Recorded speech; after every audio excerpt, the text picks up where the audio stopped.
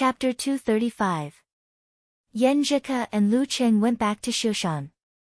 Yanjika and Lu Cheng, who had reported to Empress Dowager and Song Li, threw their suitcases and bags into the storage area of a shopping mall.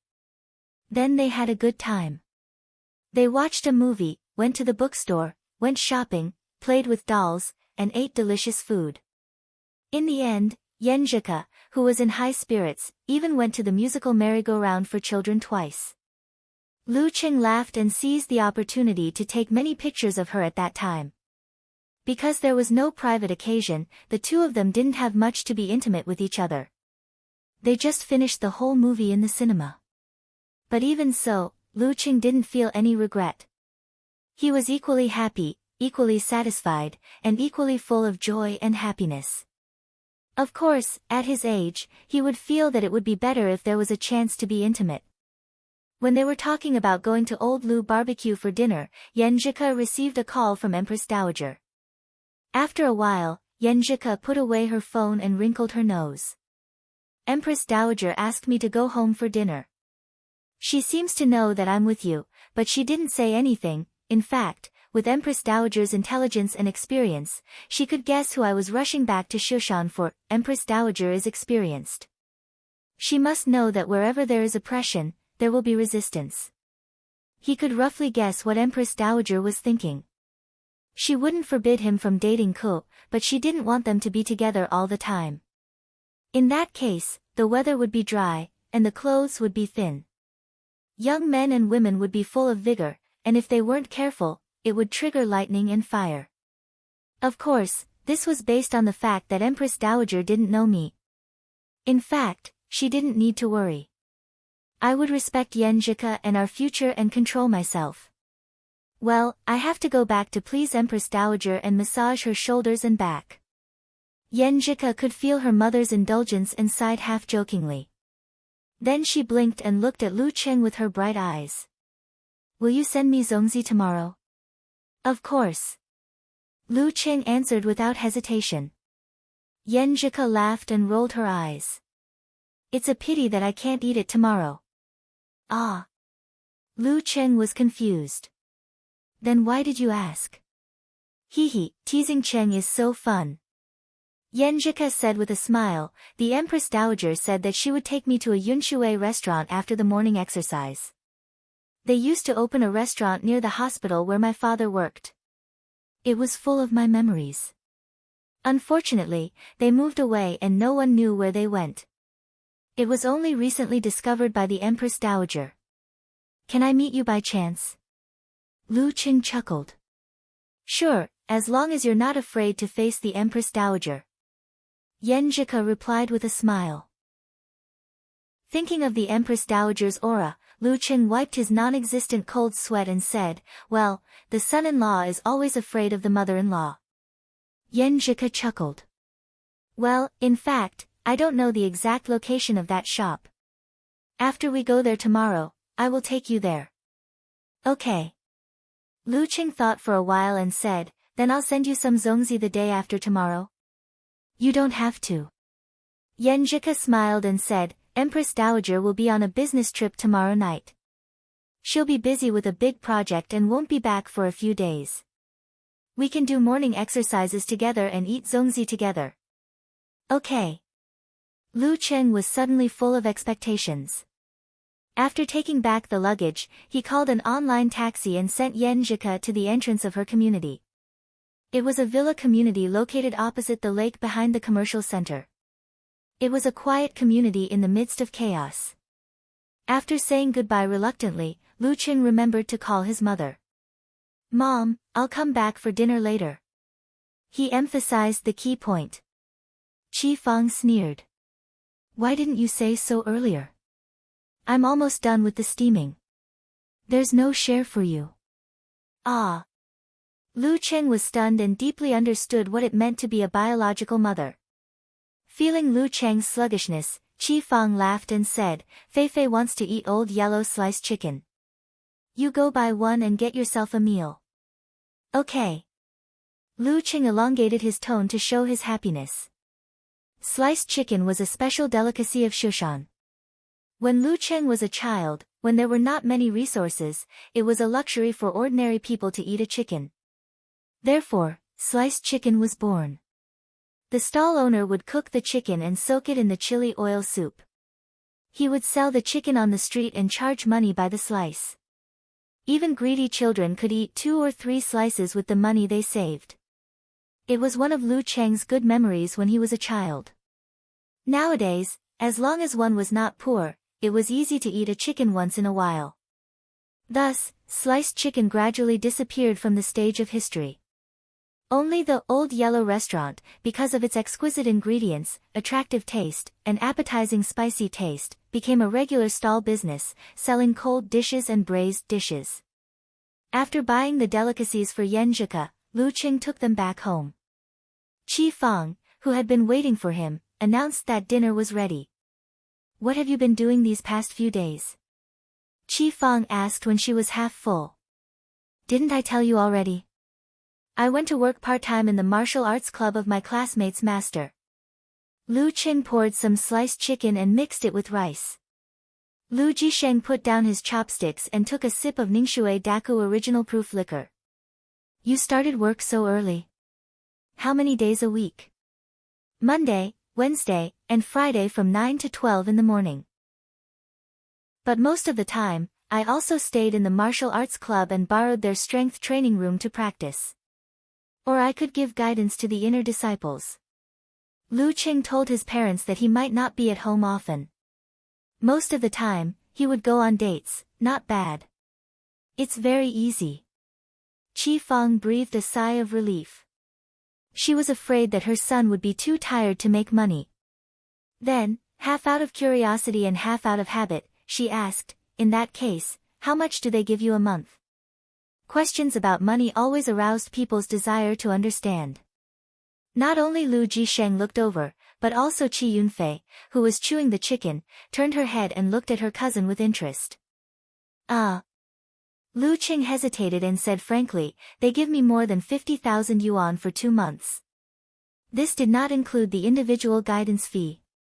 Although only Qin Rui could make an appointment, he believed that after he improved, other inner disciples and aspiring martial arts students could not help but give it a try.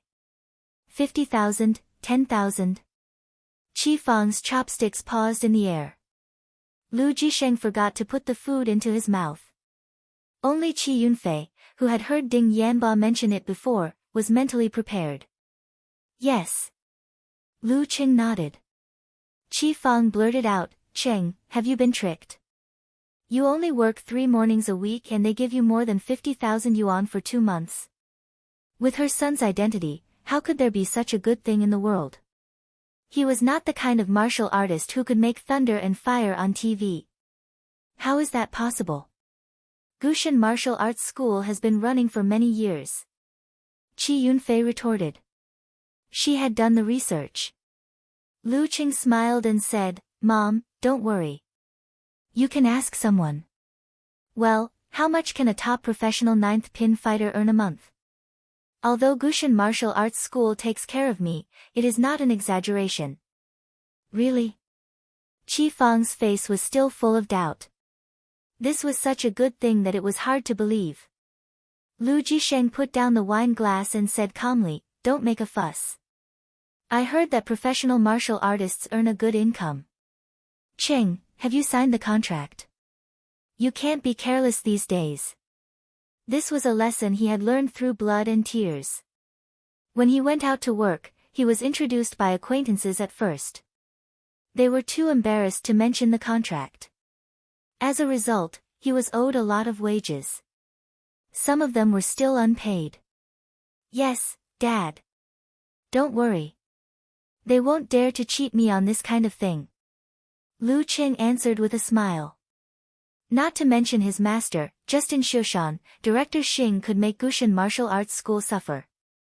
Moreover, he could follow the rules of Jianghu and challenge the school alone and smash the sign. "Is the contract with you? Let me see." Lu Jisheng was still a little worried. Lu Cheng smiled and shook his head. He went back to the room, found the contract and handed it to his father. Is this the Lu family's version of once bitten twice shy? When this thought came to his mind, Lu Qing not only felt funny, but also felt sorry for his father. In the future, you won't have to work so hard anymore. Lu Jisheng looked carefully and handed it to Qi Fang, who had been leaning over. He sighed with relief and said, "Not bad, not bad. You've grown up and become an adult. Sai, your father's annual salary plus bonus and benefits only amounts to a little more than 80,000 yuan. And this is a good year.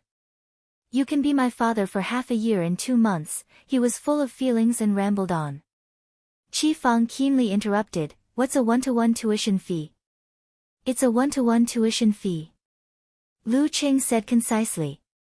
He was afraid that his mother wouldn't understand if he said it too professionally. When it came to tuition, Qi Fang understood. "Is it based on times or hours?" 800 yuan per hour. Lu Qing said honestly. "Oh, 800 yuan per hour. That's 6,400 yuan per day for 8 hours. That's more than 190,000 yuan per month. Qing, you're promising." Qi Fang beamed. Lu Qing looked at her blankly and said, "Mom, you're so good at math." After he finished explaining, first of all, it was impossible for so many people to ask for tuition, and second of all, there were other things, such as normal martial arts classes. Qi Fang regretfully expressed that she understood. Then she talked about Lu Chang's cousin, Lu Yanwei, saying that he had been quiet for half a year and wanted to start a business again. After dinner, Lu Chang's parents went out for a walk. Qi Yunfei jumped in front of Lu Cheng and said with starry eyes, "Brother Lu Cheng, you're so awesome. Get to the point." Lu Cheng's eyes were like torches. "Hey, my birthday is 3 months away. Since you're so rich, shouldn't you give me a meaningful gift?" Qi Yunfei said flatteringly. Lu Cheng smiled slightly. "It depends on your performance. If you're addicted to love and don't have the heart to study, you know." Qi Yunfei nodded and sighed. "I'm so envious that you can make so much money in college. I can only rely on my mom and dad. I have to be frugal. It's good that you know how to be envious. Study hard so that you can make money in the future and have the hope of financial independence." Lu Qing used the new words he learned. Qi Yunfei helplessly glanced at him. "Brother Lu Qing, you're getting more and more old-fashioned. You take the opportunity to educate people." Lu Qing thought for a while and sighed with a smile. "Maybe my mentality has changed." He was no longer an inexperienced teenager, but a man who wanted to take on some things, shoulder some responsibilities, and protect a girl. Qi Yunfei looked at him seriously and smiled sweetly after a long time. "Brother Lu Qing, you looked very handsome just now. If you weren't my brother, I might like you." Lu Qing clicked his tongue. "If you weren't my sister, hey, I wouldn't even look at you." After that, he looked up and laughed. He picked up his pajamas and other things and rushed to take a shower. Qi Yunfei was stunned on the spot. After dozens of seconds, she gnashed her teeth and said, "So angry." The next morning, Lu Qing drank the medicine and ran to the park. Today, he wanted to test the prototype of absolute reaction that inexplicably appeared before. He tried to grasp the characteristics of cultivation through Jindan. He wanted to see how to integrate it into martial arts and open up his own path. Chapter 236. Phew. At the end of his morning exercise, Lu Qing exhaled a mouthful of foul air and shook his head with a wry smile. To him, this was something he had expected. How could one be able to find the right direction and achieve success on the first try?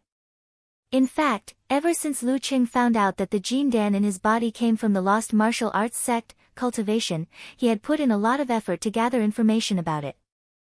However, the information he could find on the internet was too mysterious and hard to believe.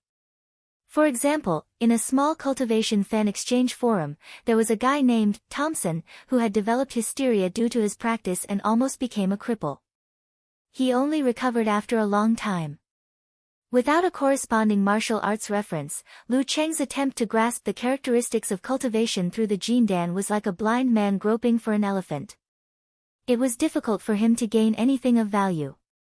At most, he could deepen his understanding of the concepts of frost, Vairocana, and starry sky. Naturally, there was no way for him to integrate the knowledge of cultivation and open up his own path. Sigh, it's been several months since Master's old friend obtained the Longhu Immortal's legacy. Why hasn't he achieved anything? Lu Qing complained in his heart. He packed up his things and prepared to go home for breakfast. If he still couldn't grasp the characteristics of cultivation, then he decided to use the simplest, crudest, and most effective method. That was to completely follow the orthodox martial arts path and treat the Jindan as a supernatural energy fountain. Through time and time again, he would completely absorb it and strengthen his own supernatural abilities of frost and flame. As for the combination of supernatural abilities and martial arts, there were too many references. The predecessor planted the tree, and the successor reaped the shade. It was half the work but twice the effect. If there's no other way, then so be it. Jindan, who knows what it is? Lu Cheng's thoughts fluctuated and he sighed slightly. At this moment, he suddenly had an absurd association based purely on the literal meaning of the word. Jindan, Danqi state, they are all Dan. Could it be that there are some similarities? As soon as this whimsical idea came into his mind, it was like a flood breaking through a dam. It was endless and couldn't be stopped no matter how hard he tried. The specific meaning of the Danqi state is that the strength of the whole body is transparent and smooth, intertwining with the spirit, qi, and blood. It's like a Dan. Every punch and kick can mobilize the strength of the whole body to the greatest extent and can be controlled with extreme precision. There's absolute reaction, so it's called the human body Big Dan. The most powerful of all is force concentration, which condenses the strength, qi, blood, and spirit into a point and unleash. Master's description, it's round and bright. Jindan, I still don't know what it is, but from my senses and observations over the past few months, I've discovered that it perfectly matches the description of round and bright. It balances itself and forms a universe of its own. It's like a supernatural ability, a material product formed by the condensation of physical invulnerability or a shield, intent, and spirit. It has the duality of matter and spirit. Can I imitate the Jindan or use it as a fulcrum to complete my force concentration? With the experience of force concentration, I can find and condense my own martial arts will and rely on it to repeat the process. Can I become a Real Dan state? Lu Qing thought aimlessly. Gradually, he had a general direction and was filled with the passion to try again. This time, his train of thought didn't involve the characteristics of cultivation. It was purely imitating the operating rules of Jindan. Well, I'll try again tomorrow morning. Failure is the mother of success. With his longing resolved and his feelings nourished, Lu Qing also had a direction to improve his martial arts. When he stood in front of Zhang Qiufan, Yao Ruiwei, and the other students again, he was really glowing. He was in a good mood from inside out. Wu Ting smiled and asked, Coach Lu, did something good happen to you yesterday? Yeah. Lu Qing answered with a smile. Then will you go easy on me today? I'm so tired after the last training. My whole body is sore. Wu Ting seized the opportunity. Yeah, my legs were shaking when I walked yesterday. Yao Ruiwei, the little fatty, quickly agreed. Lu Qing maintained his smile and answered, that's why you don't train often. You'll get used to it after more training. Don't worry, I'll be worth every penny you pay. Ah. Wu Ting, Zhang Qiufan, and the others all let out disappointed sounds. Then, under Lu Cheng's guidance, they began to calm down. When it came to the formal training, Lu Qing realized how difficult it was to teach the half-grown kids. After a little more than a day, 8 out of 10 of the basic stances they had learned were not up to standard. They had to be explained and corrected again. The only two who were still okay were Li Lei and Wu Ting, who could barely remember the content of the previous lesson. Fortunately, Lu Qing knew that they only wanted to strengthen their bodies. As long as they could maintain the amount of training, they would pass. He didn't have high expectations, so his mood wasn't affected. After correcting them one by one, he stood at the side with his hands behind his back. He concentrated on tightening and compressing his muscles, creating a moderate amount of vibration. Together with the erosion of the medicine, he polished his muscles and fascia. Suddenly, he heard hurried footsteps and a commotion at the door. Turning his head, he saw Qin Rui's excited and uneasy face. "What's wrong?" Lu Qing asked, puzzled. Qin Rui lowered his voice and said, "The selection for the preliminaries is about to be finalized. Today, Chairman Wei will bring the person who has already been selected to visit the martial arts school.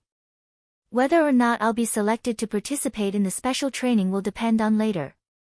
The selection of the team must be approved by the chief." Who's the person?" "You'll be fine if you perform well," Lu Qing asked curiously. Qin Rui answered in distress, "A professional 9th pin fighter named Li Tianming. He's a disciple of a family sect in our city. He's very talented and got a 9th pin certificate at the age of 20. He went to Gaofen to develop. Their sect has a good relationship with Mingwei. In our martial arts school, other than Senior Dai, it's hard to say who will be selected. Isn't there still Chairman Wei? He won't make it too obvious." Lu Qing comforted him. "If you make a breakthrough in your still stance this month and perform well in the youth tournament, Chairman Wei won't see it." "Yes. At the end of the day, strength is the most important." Qin Rui nodded vigorously. At this moment, the noise approached. Wei Renjie, with his hair slicked back, walked over with Chu Weikai, Dai Linfeng, and the others. Beside him was a young martial artist in his 20s. His face was thin, his eyes were small and sharp, and his qi and blood were so vigorous that they almost materialized. He looked a little complacent. Wei Renjie glanced at the VIP class in front of him and smiled. "Tingting, are you practicing martial arts here?" Wu Ting stopped what she was doing and smiled obediently. "Uncle Wei, my dad likes to be busy. He's worried that I'll learn bad things during the holidays, so he sent me here." Lu Cheng was stunned. He didn't expect Wu Ting's family to have a good relationship with Wei Renjie.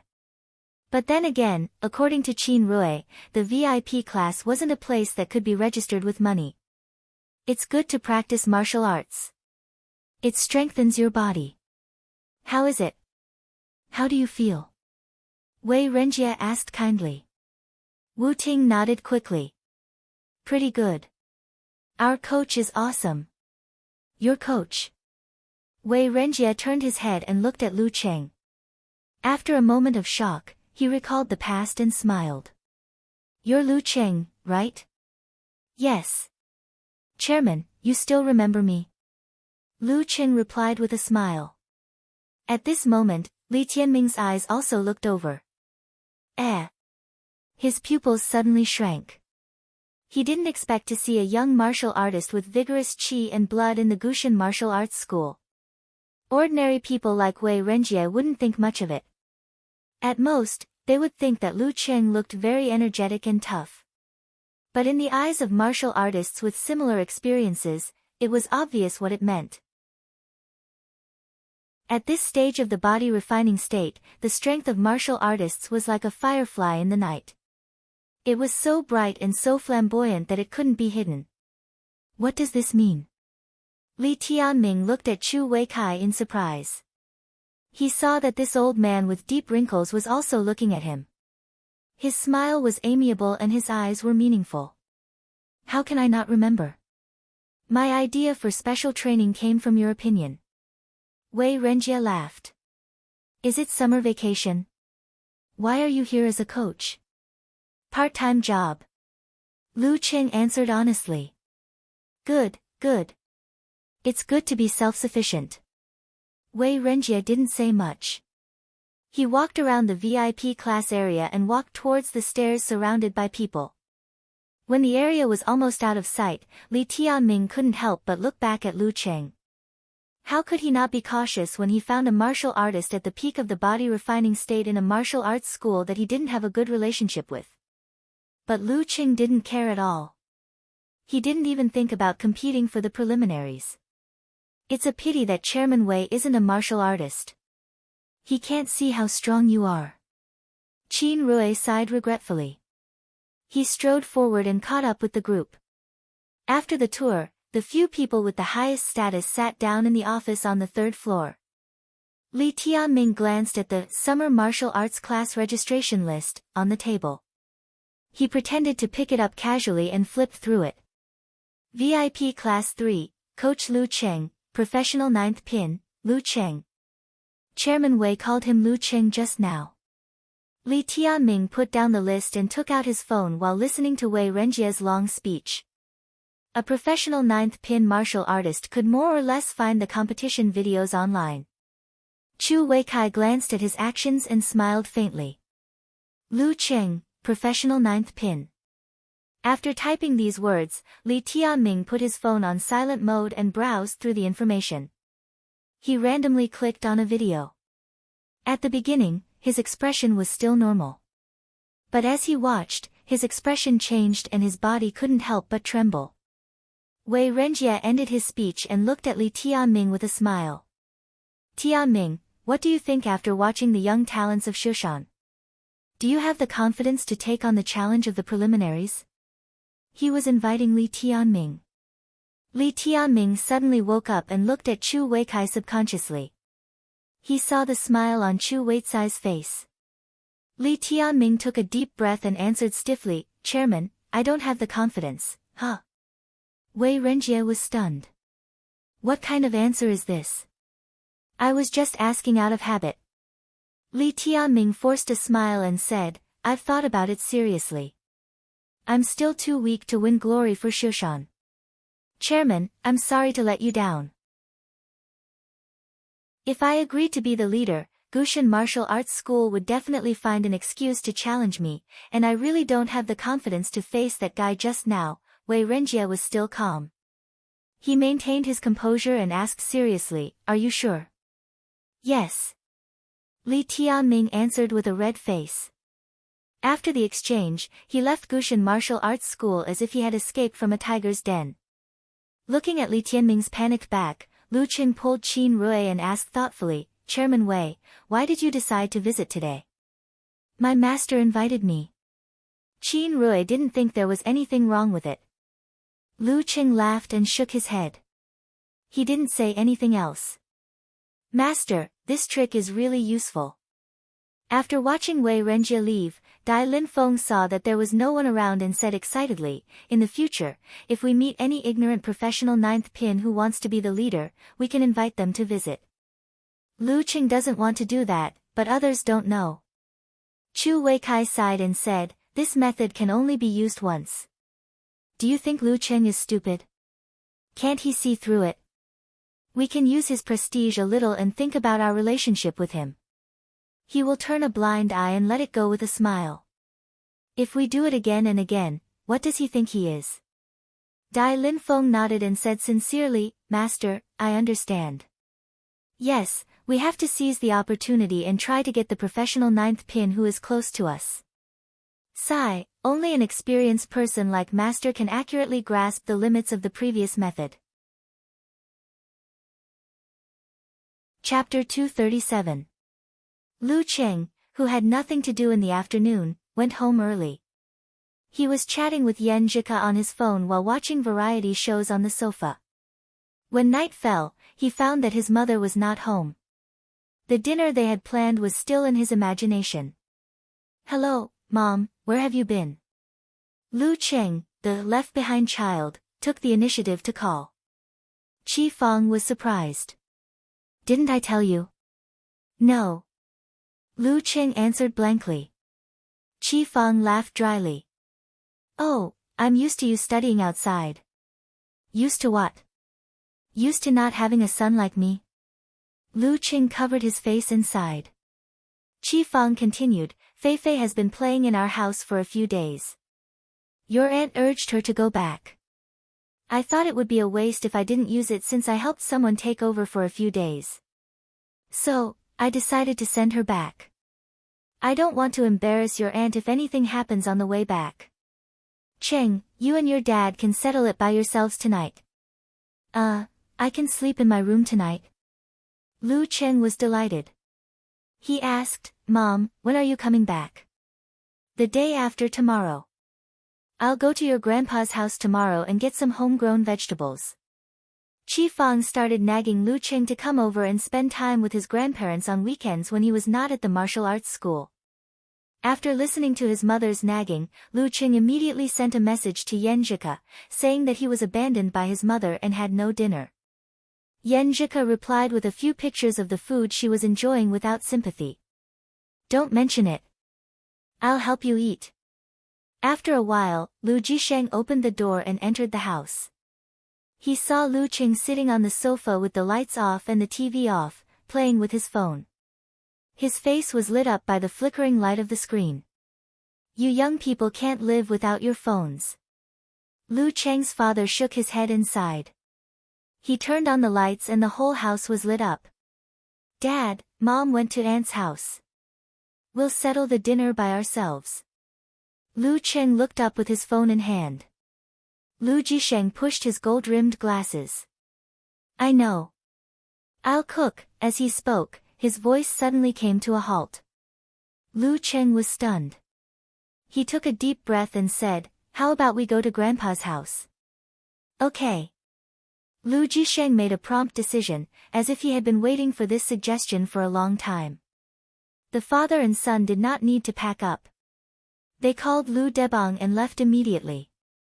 On the way, they stopped to buy soy sauce duck and sliced chicken as extra dishes. When he entered his grandfather's house, Lu Cheng suddenly felt that the atmosphere was not right, because there were guests. A man and two women were sitting in the living room.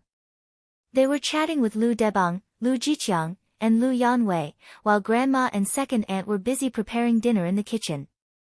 Jisheng, you're here. Come and take a look. Do you still remember Zijuan from old Zhao's family? He's doing well now. He's the deputy director of the police station on Feixia Road. Lu Debang smiled and pointed at the only man among the guests. Zijuan, I remember you. When we were young, we always played together.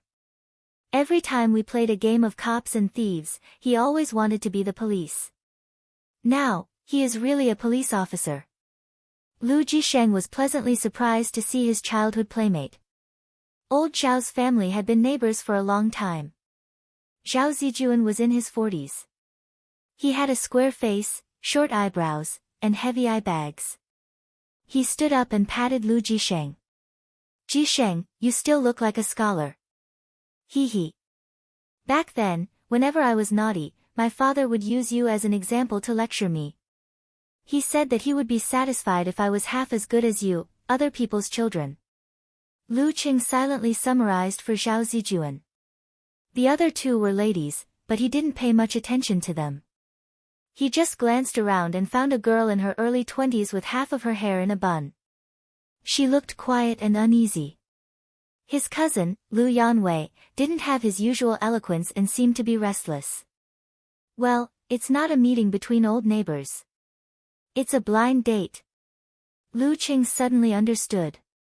He walked to Lu Yanwei with interest and patted him on the shoulder.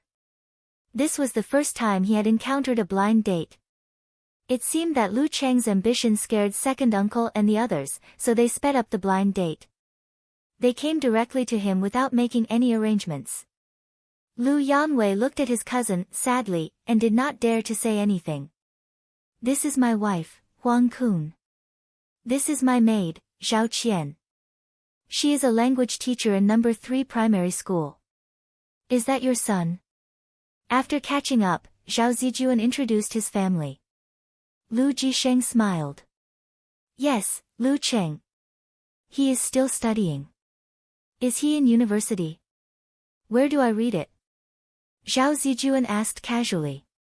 Songqing University, Lu Jisheng answered proudly. Very good. He is like you in this aspect. Zhao Zijuan did not ask more about Lu Qing because he was not the main character today. After they sat down, they continued to chat.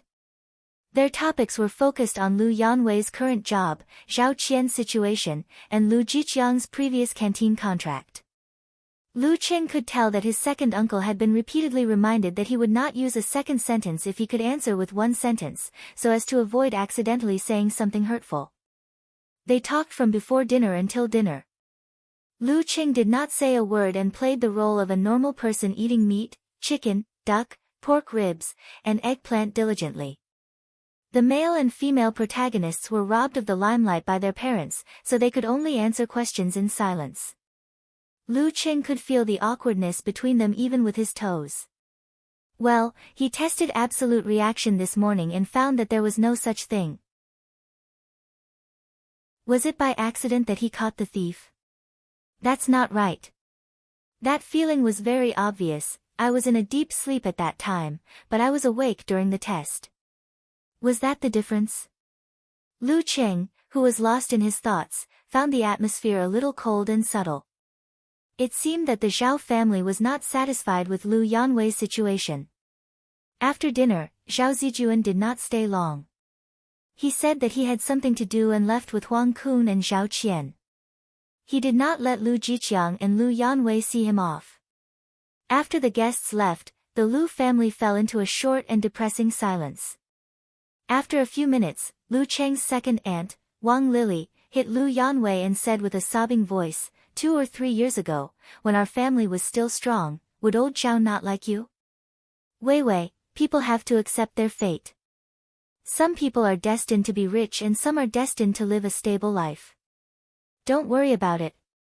Work hard and make progress. Lu Yanwei pursed his lips tightly and said nothing. He stood there stubbornly, his round face full of gloom. Well, don't talk about it. Let him do whatever he wants. We can't afford it anyway. Lu Jiqiang shouted. His hair seemed to be getting whiter and whiter. If I had known this would happen, I wouldn't have come for dinner. Lu Qing felt a headache. He looked at his father and found that he felt the same. Even an honest official can't solve a family matter. It was his second uncle's problem, so he couldn't get involved. Don't talk about it. You can do whatever you want. The old master waved his hand and sighed. He walked back to the sofa and sat down, watching TV in silence. Lu Cheng's grandmother and second aunt started to clean up the table. Lu Jiqiang sat on the single sofa. Lu Yanwei wanted to say something but couldn't. He walked back to his room gloomily. Dad, I'm going to talk to my brother, Lu Qing said in a low voice. Go, talk to him. Lu Jisheng knew that his son had matured quickly in the past half-year, so he nodded with relief. Lu Qing knocked on the door and entered the dark room. He sat on the computer chair and looked at Lu Yanwei who was lying on the bed. Brother, what do you want to do this time? He had heard him mention it before. Lu Yanwei said sullenly, I used to run a restaurant. I saw that the takeout business in Shoshan is booming, so I want to open a restaurant that doesn't have a shop. It won't cost too much. Speaking of this, he opened his mouth. He sat up and said in pain and confusion, Cheng, do you know what's the most painful thing for a person? It's that I can't see any hope. I go to work on time every day and earn 2,000 or 3,000 yuan a month. I won't starve to death, but I can't see any hope. Today is the same as yesterday, and tomorrow will be the same. I want a house, no. I want a car, no. I don't know when I can earn enough money with this little salary. Should I rely on my parents? I don't want to suffer, but I don't want to be like this for the rest of my life. Lu Qing listened quietly and thought that if he was in this situation, he would be in the same pain and struggle. But you can't just do it casually, right? You have to do some research and see the prospects before you do it. Lu Qing said in another way. Lu Yanwei was stunned and said, I think it can be done. Many people in our company order takeout, you can't just rely on your feelings. Lu Qing complained and took out his phone to ask his life coach, Coach Yen. Yenjika replied with both hands supporting her chin, I haven't done this kind of research. Since your cousin wants to do it, he must do a good job of positioning and investigation. For example, where is the takeout area he is targeting, how many restaurants there are, and whether they are popular. Lu Qing translated her suggestions into his own words and told his cousin. Lu Yanwei, who only had high school education, was stunned. In the end, he said, Cheng, you know this? I don't know, but some of my classmates do. Lu Qing answered proudly. Coach Yan is awesome. Well, I'll figure out these things first. Lu Yanwei suddenly found that he had no idea at all. He had taken it for granted before. Ningshui, Qi Yan's house. Qi Yunfei was lying on the bed, watching a video leisurely with her legs crossed. Sister, what are you watching? Chen Xiaoxiao walked in while drying her hair. Qi Yunfei laughed and said, Brother Lu Cheng's competition video, super handsome. Brother Lu Cheng. Competition video? Chen Xiaoxiao was confused. See for yourself. Qi Yunfei pushed the tablet in front of her. I'm drying my hair.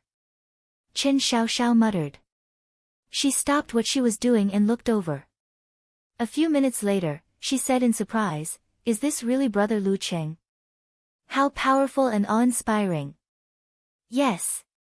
Qi Yunfei held her chin and said happily, I'm almost becoming a brother complex. If Ding Yanba is half as good as Brother Lu Cheng, I'll be satisfied. Her eyes were shining as she imagined the future. After leaving Grandpa's house, they took a car back to the entrance of the community. Lu Jisheng and Lu Cheng were about to enter when they suddenly saw a notice posted in a conspicuous place. Police Department Class A Wanted Order. Lu Jisheng read the title. Lu Cheng looked at the following content. 3 cases of family extermination, Zhan Xuming, on the run, male, professional 7th pin. Chapter 238. Professional 7th pin. Lu Cheng narrowed his eyes and looked up at the photo in the wanted poster. He found that Zhan Xuming had a baby face, a gentle face, and a gentle temperament. He didn't have the viciousness and cruelty of the murderer of the 3 cases of family extermination. A professional 7th pin fighter at the age of 32. Although he was not a god's favored son and had no hope of reaching the physical invulnerability stage, he still had the possibility of reaching the inhuman stage. He belonged to the upper middle class in the martial arts world. No matter which big city he was in, he could live a comfortable life. Why would he take the risk and become a fugitive? Out of anger. A hero breaking the law with martial arts. Practicing a unique skill and suffering from Qigong deviation. Many thoughts flashed through Lu Cheng's mind, but they quickly went back to normal and disappeared without a trace. For a fight at this level, he couldn't reach it even if he jumped up and stretched out his hand. There was no need to waste his energy. He just needed to remind his relatives and friends to keep it a secret and try to call the police later. Otherwise, they wouldn't even know how they died. Is a professional 7th pin fighter very powerful? Lu Jisheng asked. He was very clear about the difference between professional martial artists and amateur martial artists. He also knew how terrifying martial artists in the upper 3 ranks were. However, for the rest of the ranks, he had no idea how big the gap between each rank was. Very powerful. It's not a problem for him to beat 2 or 3 of me. Lu Cheng explained to his dad with himself as a reference. If you see him, just ignore it and call the police when he's far away. I'm not stupid. If it were another fugitive of amateur 7th pin, I wouldn't dare to call the police. Lu Jisheng laughed and answered casually. You're right. I'm thinking too much. Lu Cheng shook his head and smiled. He didn't say more and walked home with his dad. After he took a shower and changed the sheets, he lay down and felt the softness and comfort. Suddenly, he received a call from Yenjika. Ku, what's wrong? He didn't know what happened and asked nervously. We were chatting just now. Yenjika enjoyed the pure concern from the heart. She smiled and said, Can't I call you for nothing? Lu Qing relaxed and chuckled. Did you miss me? Humph, you've become thick-skinned again. Yenjika pouted playfully. Did you see the arrest warrant? Yes, I did. What's the problem? Lu Cheng's heart skipped a beat. Ku specifically called to tell him about this matter. She definitely didn't just want to gossip.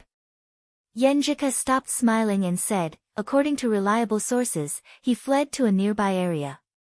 That's why there are so many wanted posters. Lu Qing said thoughtfully. What's the matter with Zhan Xuming? Why were there 3 cases of family extermination? It's said to be revenge. Yenjika chose her words carefully. His parents were also martial artists. In his early years, they were forced to death by a local dance stage mighty one for some unknown reason. After he became successful in martial arts, he always wanted to seek justice. However, the mighty one was an elder of a province with deep political and business connections. He even had some connections with a physical invulnerability master. The case was delayed again and again with no progress. Many people looked for him, hoping that he could reconcile. Turn hostility into friendship. Lu Qing could hear the indignation and disdain in his girlfriend's tone. He agreed with her and said, it's easy for those people to say that. So Zhan Xuming decided to take the risk. Yes, Qing, don't laugh at me. I just put myself in his shoes and thought that if my parents were forced to death like this, I definitely wouldn't give up. Just like the idiom, I can't live under the same sky. Yenjika sighed and said, Zhan Xuming pretended to accept reality and softened his attitude. When the mighty one let down his guard, he came in the middle of the night and killed his enemy's entire family of 11. Then he went all the way south, hoping to escape to the war-torn areas. However, the police department took this case very seriously and specially sent a high-ranked dance stage mighty one with supernatural tracking ability and a criminal investigation expert to lead the arrest. They blocked his escape route several times and almost caught him last week. Is this only one case of family extermination? Lu Qing asked sharply. Yenjika took a deep breath and said, maybe because he was in a desperate situation and couldn't see any hope of escaping, Zhan Xuming had a mental breakdown and became crazy. During this time, he committed 2 cases of family extermination in a row, targeting martial artist families with deep political and business connections. Moreover, the victims were all innocent people who had nothing to do with him. At first, I sympathized with him and admired him, thinking that he had the style of an ancient hero. Sigh, vent anger. Vent. The closer he was to death, the crazier he became. Lu Qing said worriedly, Ku, your family should be careful too. His girlfriend's family was definitely a martial artist family with deep political and business connections, and Zhan Xuming had recently appeared in the surrounding areas. That's why I called you. My mom went on a business trip as planned, but she was worried that something might happen at home, so she asked Aunt Lu and her family to stay with us temporarily. Yenjika said pitifully, Aunt Lu will accompany me for my morning exercise tomorrow. I can't go with you and eat zongzi with you. This was what they had agreed on, and he was looking forward to it. However, it was all ruined by Zhan Xuming. Ku's Aunt Lu was a professional 7th pin mighty one.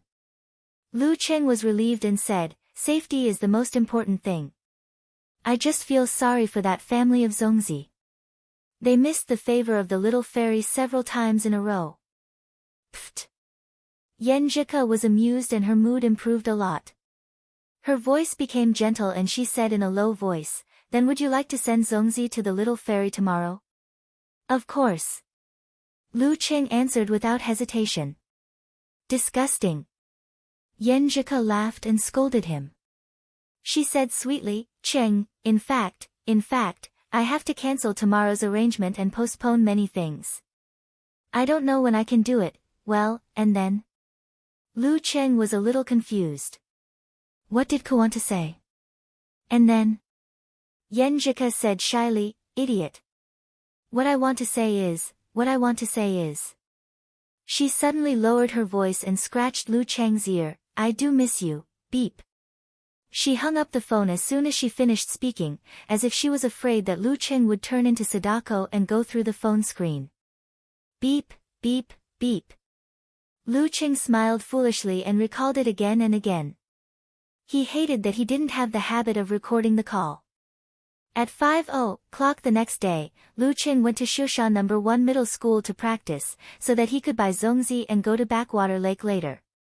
He completed the daily practice step by step and the internal vibration training with the medicinal soup. In the end, he set aside half an hour to imitate the operation pattern of the Jindan. Lu Qing calmed down and sensed the expansion and contraction of the bright nebula.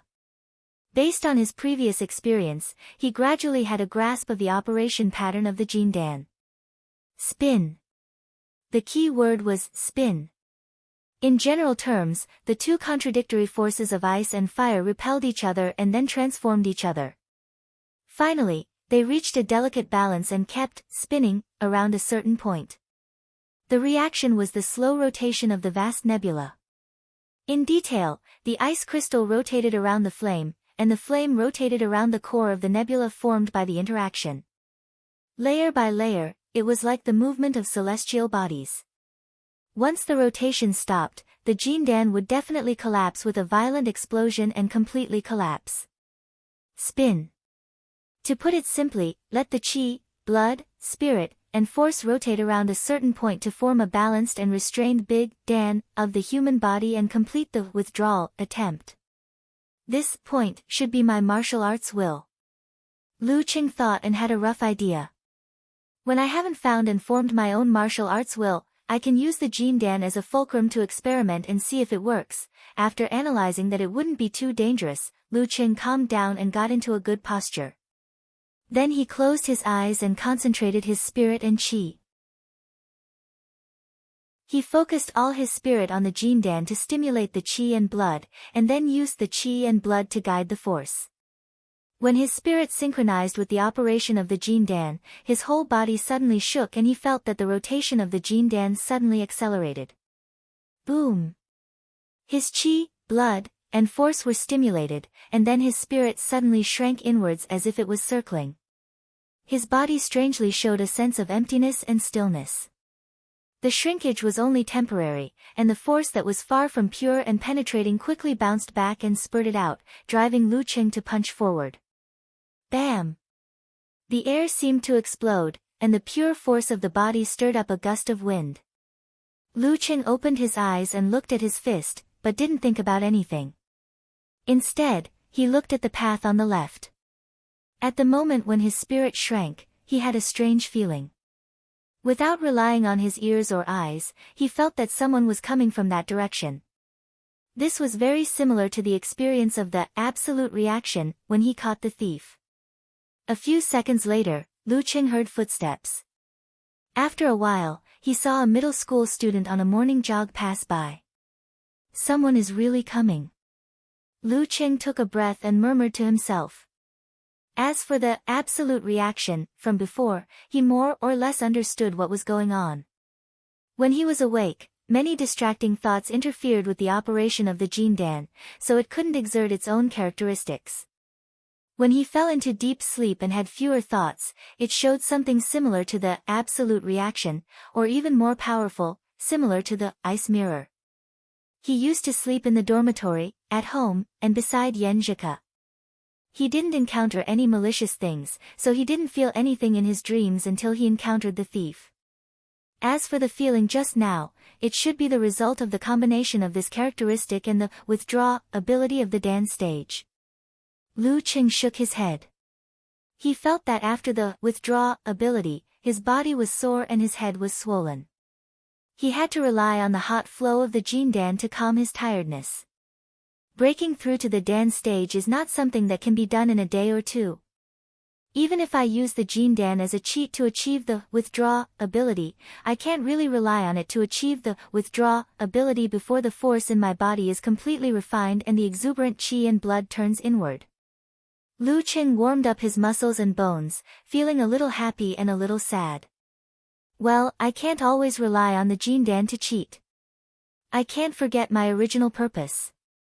I'm using this experience again and again to understand and master the withdraw ability. Then I'll use the martial arts will as a fulcrum to master the unique force concentration. As for the martial arts will, I'm still at a loss. Lu Qing exhaled deeply, feeling that the dance stage was still a long way to go. Succeed. I've just started. Chapter 239. After a few minutes of rest, Lu Qing jogged to the front gate of Shushan No. 1 Middle School. Following the usual path, he found the stalls selling zongzi with a cart, against the direction of the third-year students who were still in class. 3 white zongzi, 2 spicy ones and 1 brown sugar one. Okay. The stall owner was a middle-aged man with a limp on his right foot.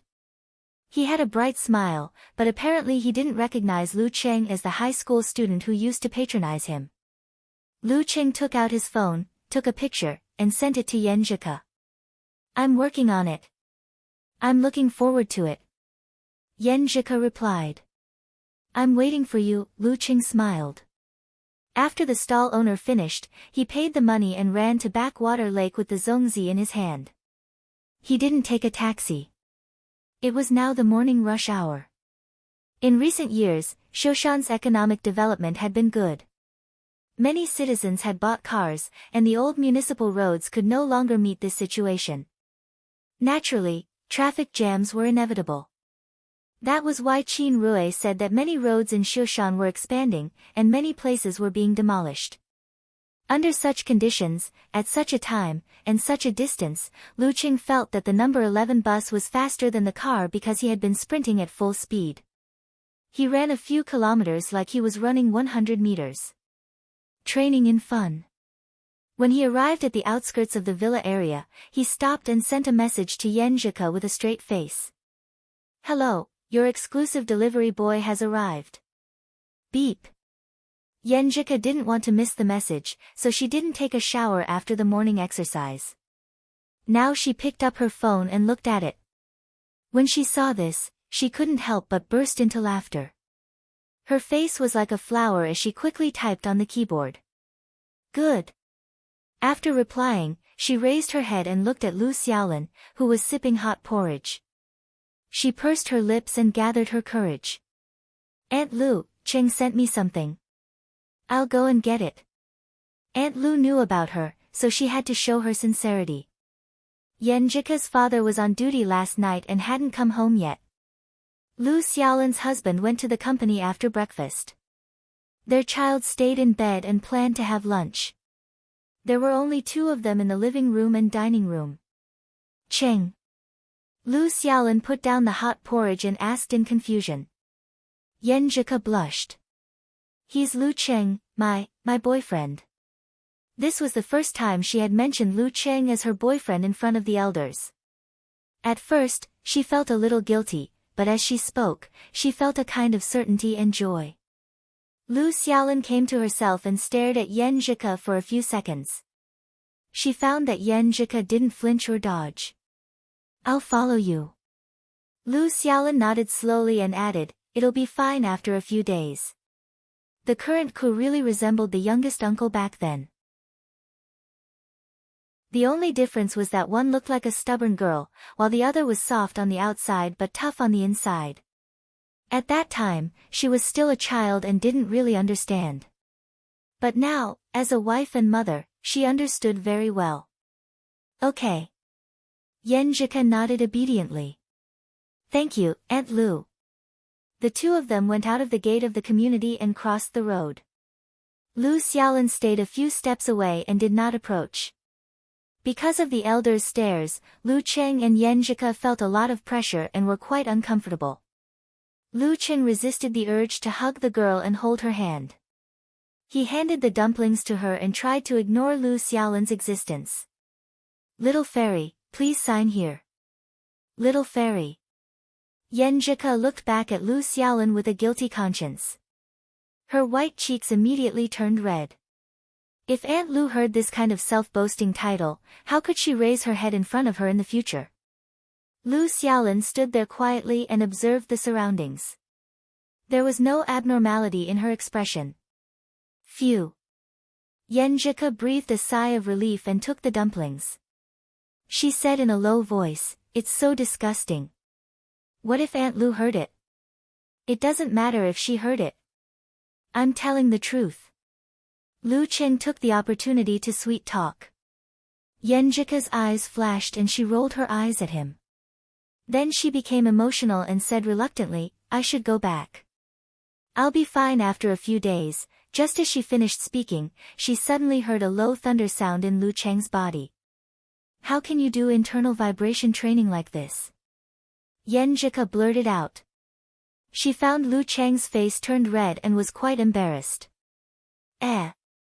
She suddenly realized. She covered her mouth and laughed, leaning forward and backward. "Are you hungry?" So hungry that it was like thunder. "Yes." Lu Cheng answered with embarrassment. He was so focused on sending the dumplings earlier that he forgot about his share. Yenjika suppressed her laughter and said with half anger and half happiness, "When you buy the dumplings, don't you eat some first?" "My brain short-circuited and I forgot." Lu Cheng said with a hollow laugh. "Forgot." Yenjika repeated these two words in a low voice. She looked at the dumplings in her hand and her eyes were full of tenderness. She secretly looked behind and found Aunt Lu was looking around and didn't pay attention to her and Lu Cheng. She took out a pair of disposable chopsticks, broke a dumplings, mixed some seasonings, picked up a piece and put it in front of her boyfriend's mouth. She hummed, "Here, sister will give you a bite." While speaking, she turned her head and looked at the street tree next to them. Lu Cheng was surprised and happy.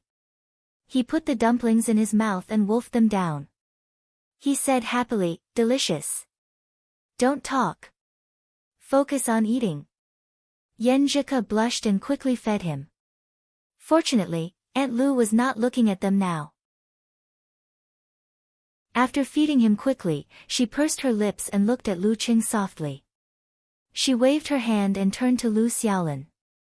Lu Cheng wanted to pull her back, but he had to force himself to watch her and Aunt Lu walking into the neighborhood. At this moment, Yenjika was so guilty that she didn't dare to look at Lu Xiaolin. She was talking about all kinds of irrelevant things. Why was I so bold just now?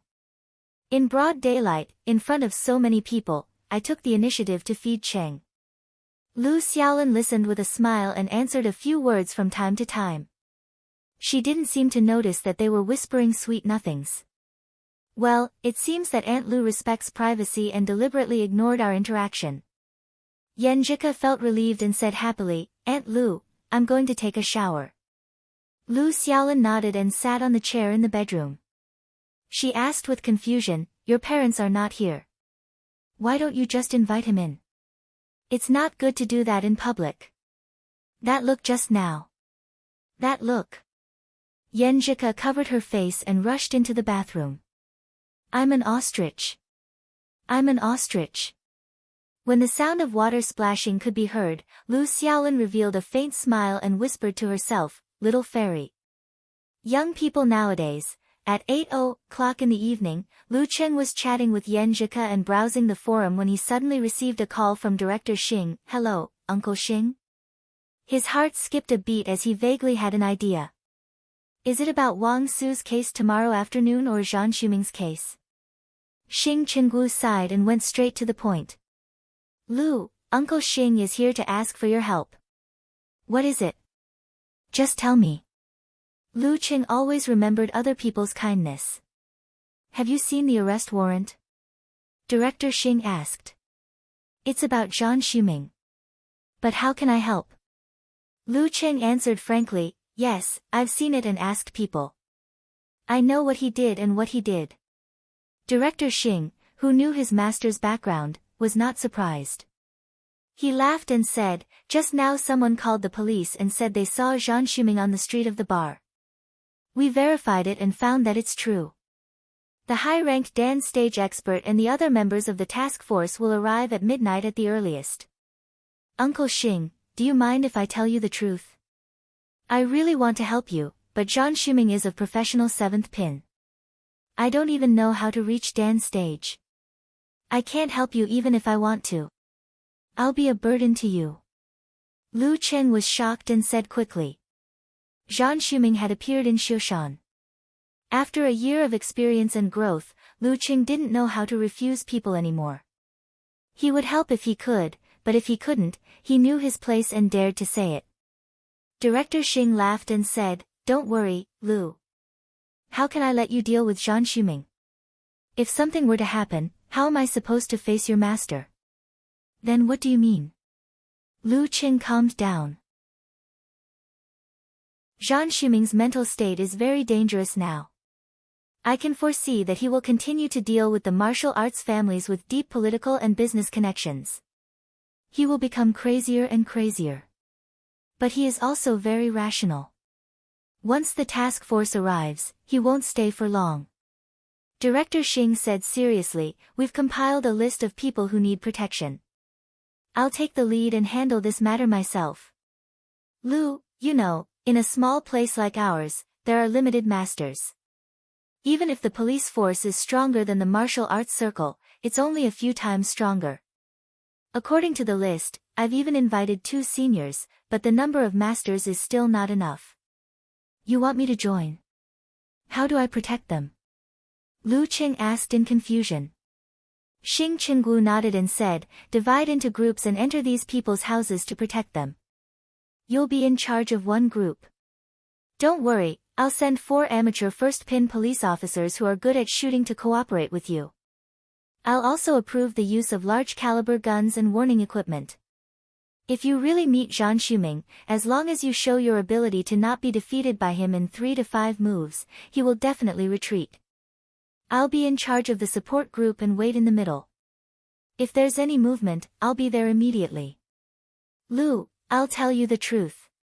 If the situation is really dangerous, you don't need to care about others and retreat by yourself. With your strength, Zhang Shuming won't waste time chasing you." For amateur first-pin police officers who were good at shooting and had large-caliber guns were a big threat to professional 7th pin. Of course, the premise was that they could react in time. Lu Cheng thought and asked in confusion, "Uncle Xing, why don't you gather these people for protection? Everyone lives in the auditorium. With you leading the patrol, Zhang Shuming won't have a chance." This was the safest and most appropriate way. "Well, I've also thought about this.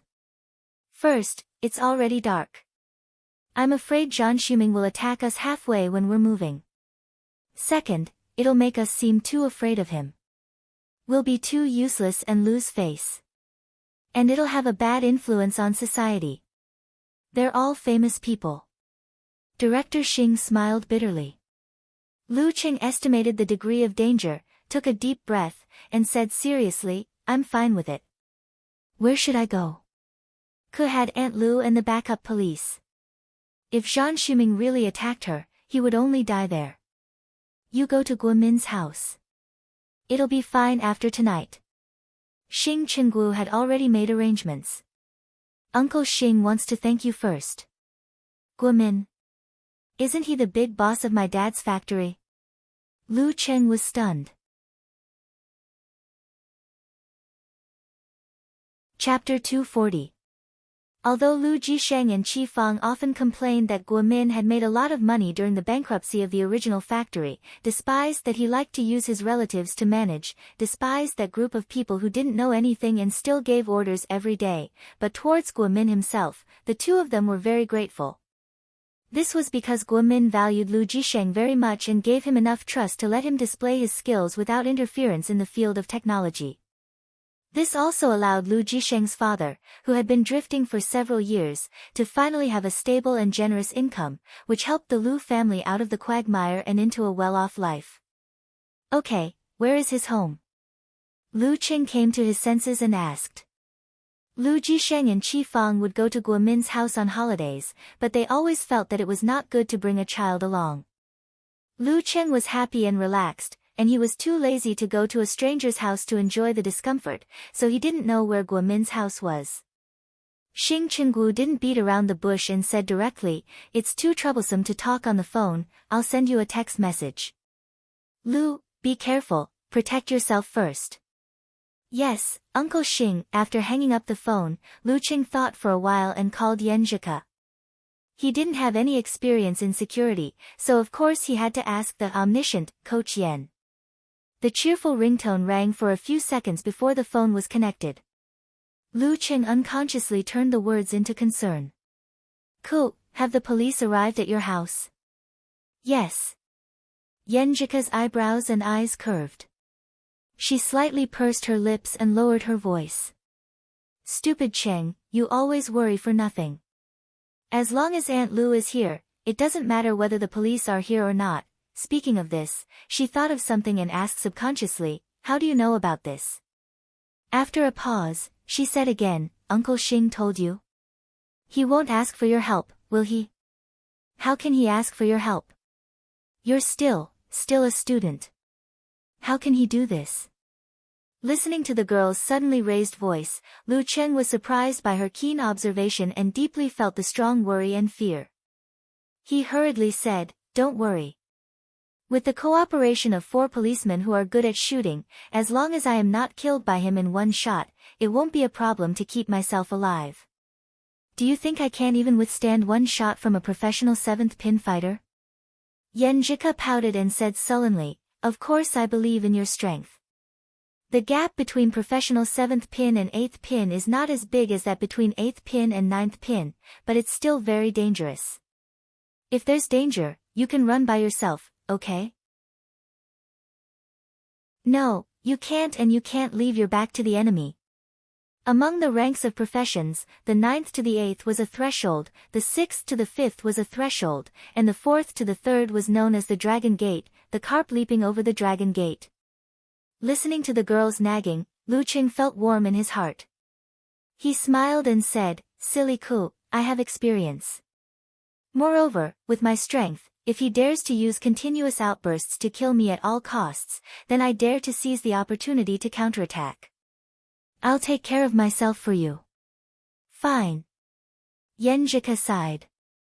You're a warrior, so it's inevitable that you'll be in trouble. Cheng, wait a minute. I'll ask around for you. What do you need to pay attention to? You don't have any experience. Smart Coach Yen, that's why I'm calling you. Lu Qing complimented him with a smile. Well, you're smart enough to ask me. Yenjika bit her lips and said, I have an uncle who works in this field. I'll send you a message later.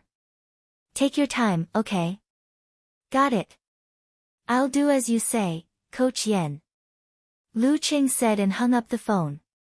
At this time, Director Xing had sent a message with Guomin's home address and the phone number of the police team contact, Niu Zhen. Lu Qing breathed in and out to adjust his mood. He directly put on the martial arts suit and shoes and planned to go there in this way. This was the most suitable suit for fighting. It was better to be prepared. Before leaving the room, he remembered his master and quickly called him. It was the first time he encountered such a thing, so he was still a little nervous. Go, you have to experience something like this. Geezer Shi yawned and answered casually, a real martial artist can't grow by just relying on the challenge tournament. There are some scenes and some gains that can't be fully understood without experiencing them. This is the case for my generation, Warrior Sage, Dragon King, and the rest. Your generation will be no exception. Lu Chen was slightly relieved and joked, Master, aren't you afraid that something bad will happen to me? I'm not your father, why should I worry about you? This is not a high-ranked dance stage, not a fighter with physical invulnerability, but a professional 7th pin fighter who has been running away for so long. You have 4 gunmen with 4 guns. If you can be killed by him, I'll forget about having you as my disciple. Geezer Shi mocked, you can't beat him, but I still think you can protect yourself. That's it, I have to hurry up and drink. My daughter and son-in-law are coming back. Hurry up and drink, drink. Lu Qing suddenly felt that his life was worse than a jar of wine. He opened the door and walked into the living room. He said to Lu Jisheng, who was watching TV, Dad, Qin Rui asked me to practice with him, so I won't be back tonight. This kind of thing couldn't be said directly. He couldn't say that he had to work as a security guard at his boss' house, could he? That would scare his dad. You're still practicing at this late hour? Lu Jisheng stood up with the remote control and asked. The provincial youth tournament is at the end of the month. Lu Qing found a random reason. Lu Jisheng thought for a while and said, Cheng, I heard that some fighters are more indulgent and like to rely on their kung fu to mingle in society. You have to keep a distance from them. Dad, don't worry, I won't even look at them. Lu Qing smiled and replied. What I have to do now is much more dangerous than what they have to do. Unlike Qi Fang, Lu Jisheng didn't nag so much. He didn't say more after a few words of advice and watched his son leave. On the way to Guomin's house in the taxi, Lu Qing received a message from Yan Zhike. She gave him a long list of security precautions and lessons. In the end, she emphasized, Cheng, you have to look very confident and calm. You look like a professional at first glance. In that kind of environment, everyone will be nervous and uncertain. When you can make a decision with confidence and firmly carry it out, they will subconsciously listen to you and won't dare to act rashly. This will save you a lot of trouble, got it? Lu Qing replied. In the villa of the Guo family. 4 police officers had arrived, 2 men and 2 women. Guomin and his wife brought their children, as well as their bodyguards and servants. There were 9 people in total. Guomin used to be a fighter and started his business in iron ore. He had made a name for himself in the business world and was doing very well. Now, he was no longer as tough as before. Instead, he was fair and plump like a typical rich man. At this moment, although he had a bodyguard of professional 9th pin, Xie Tong, by his side, he was still nervous. He couldn't help but ask the police officer in front of him, Niu Zhen, Captain Niu, didn't Director Xing say that there would be a master in charge?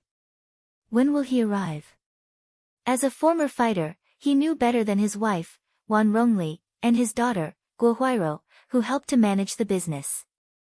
Niu Zhen, who was transferred from the army, still had the temperament of a soldier.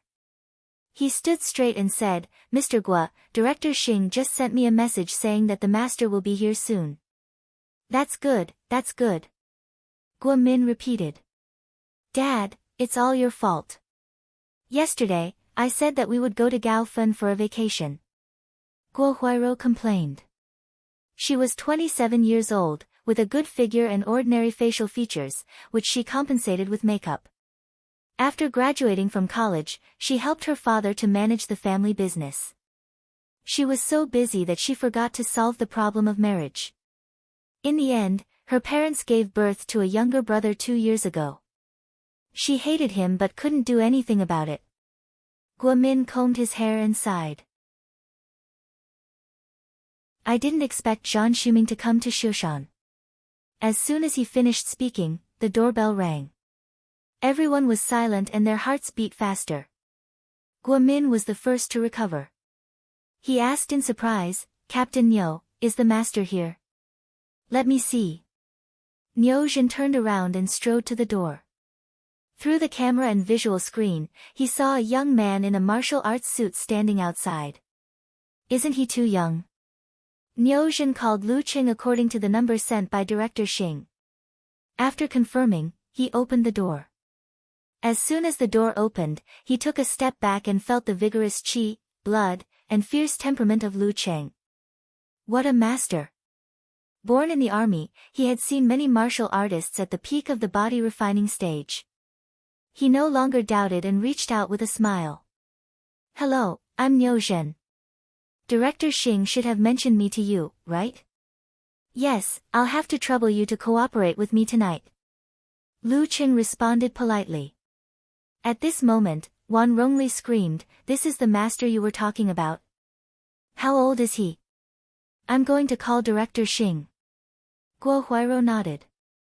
She felt that this master was too young and unreliable. Guo Min's martial arts had deteriorated, but his vision was not.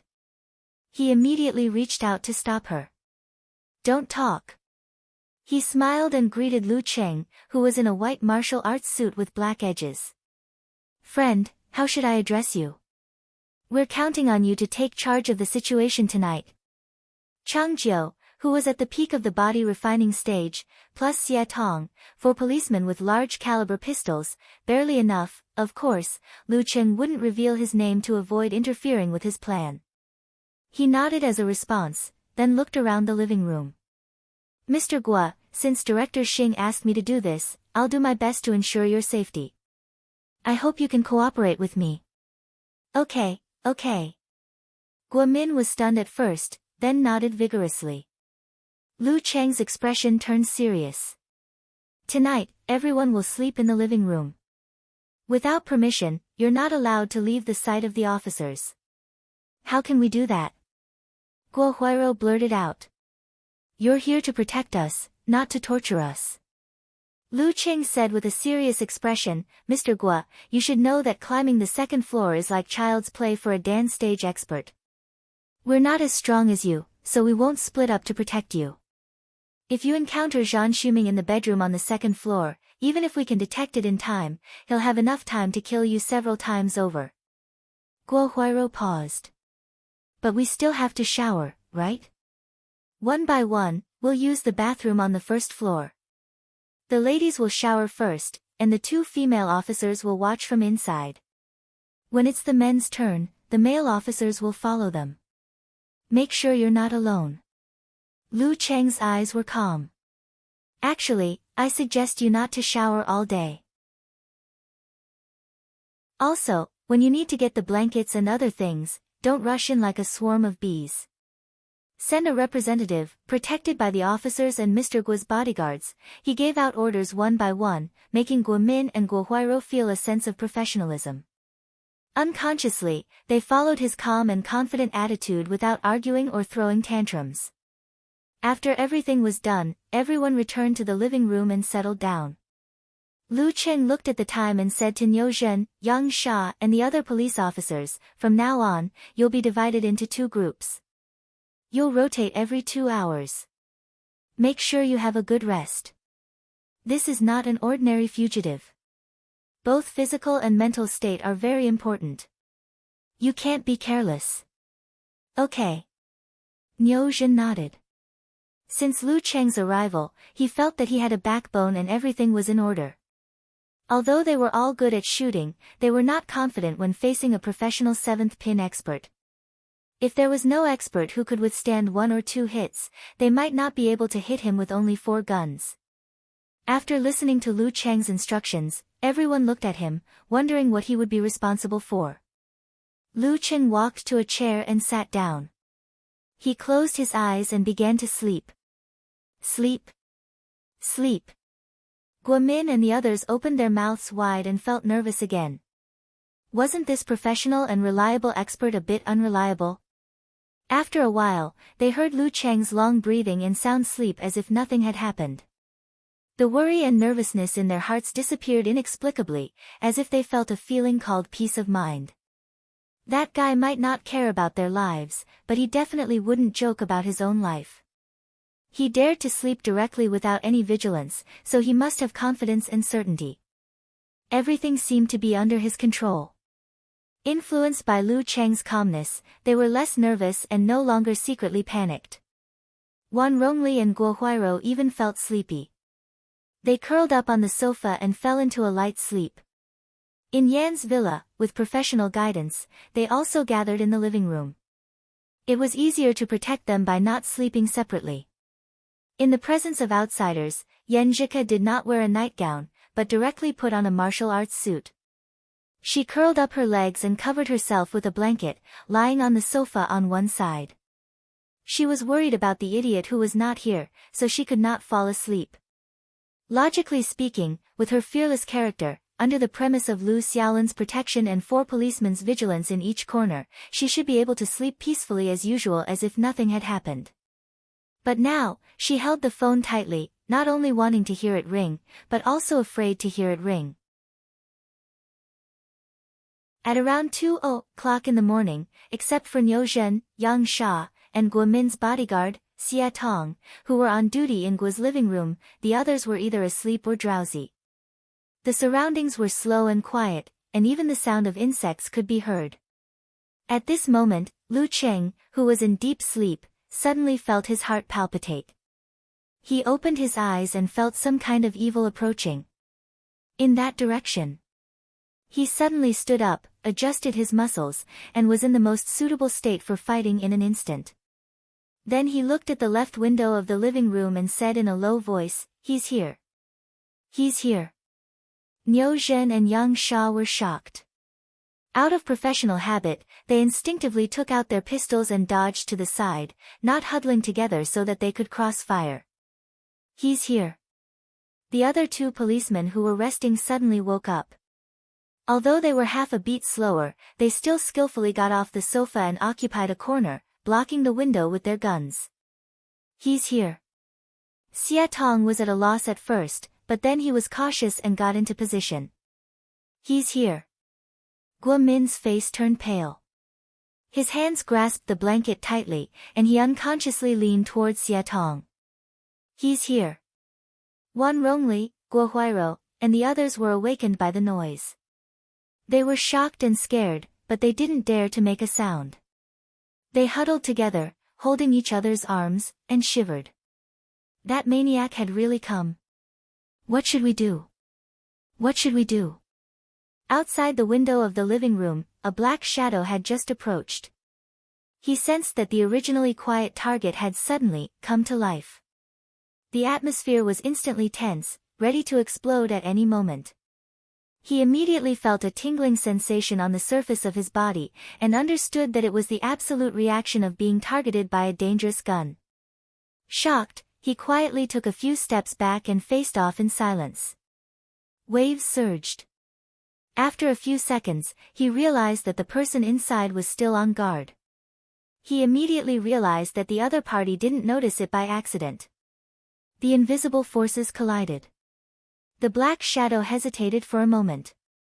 Seeing that there was no chance, he decisively and quietly retreated from the area.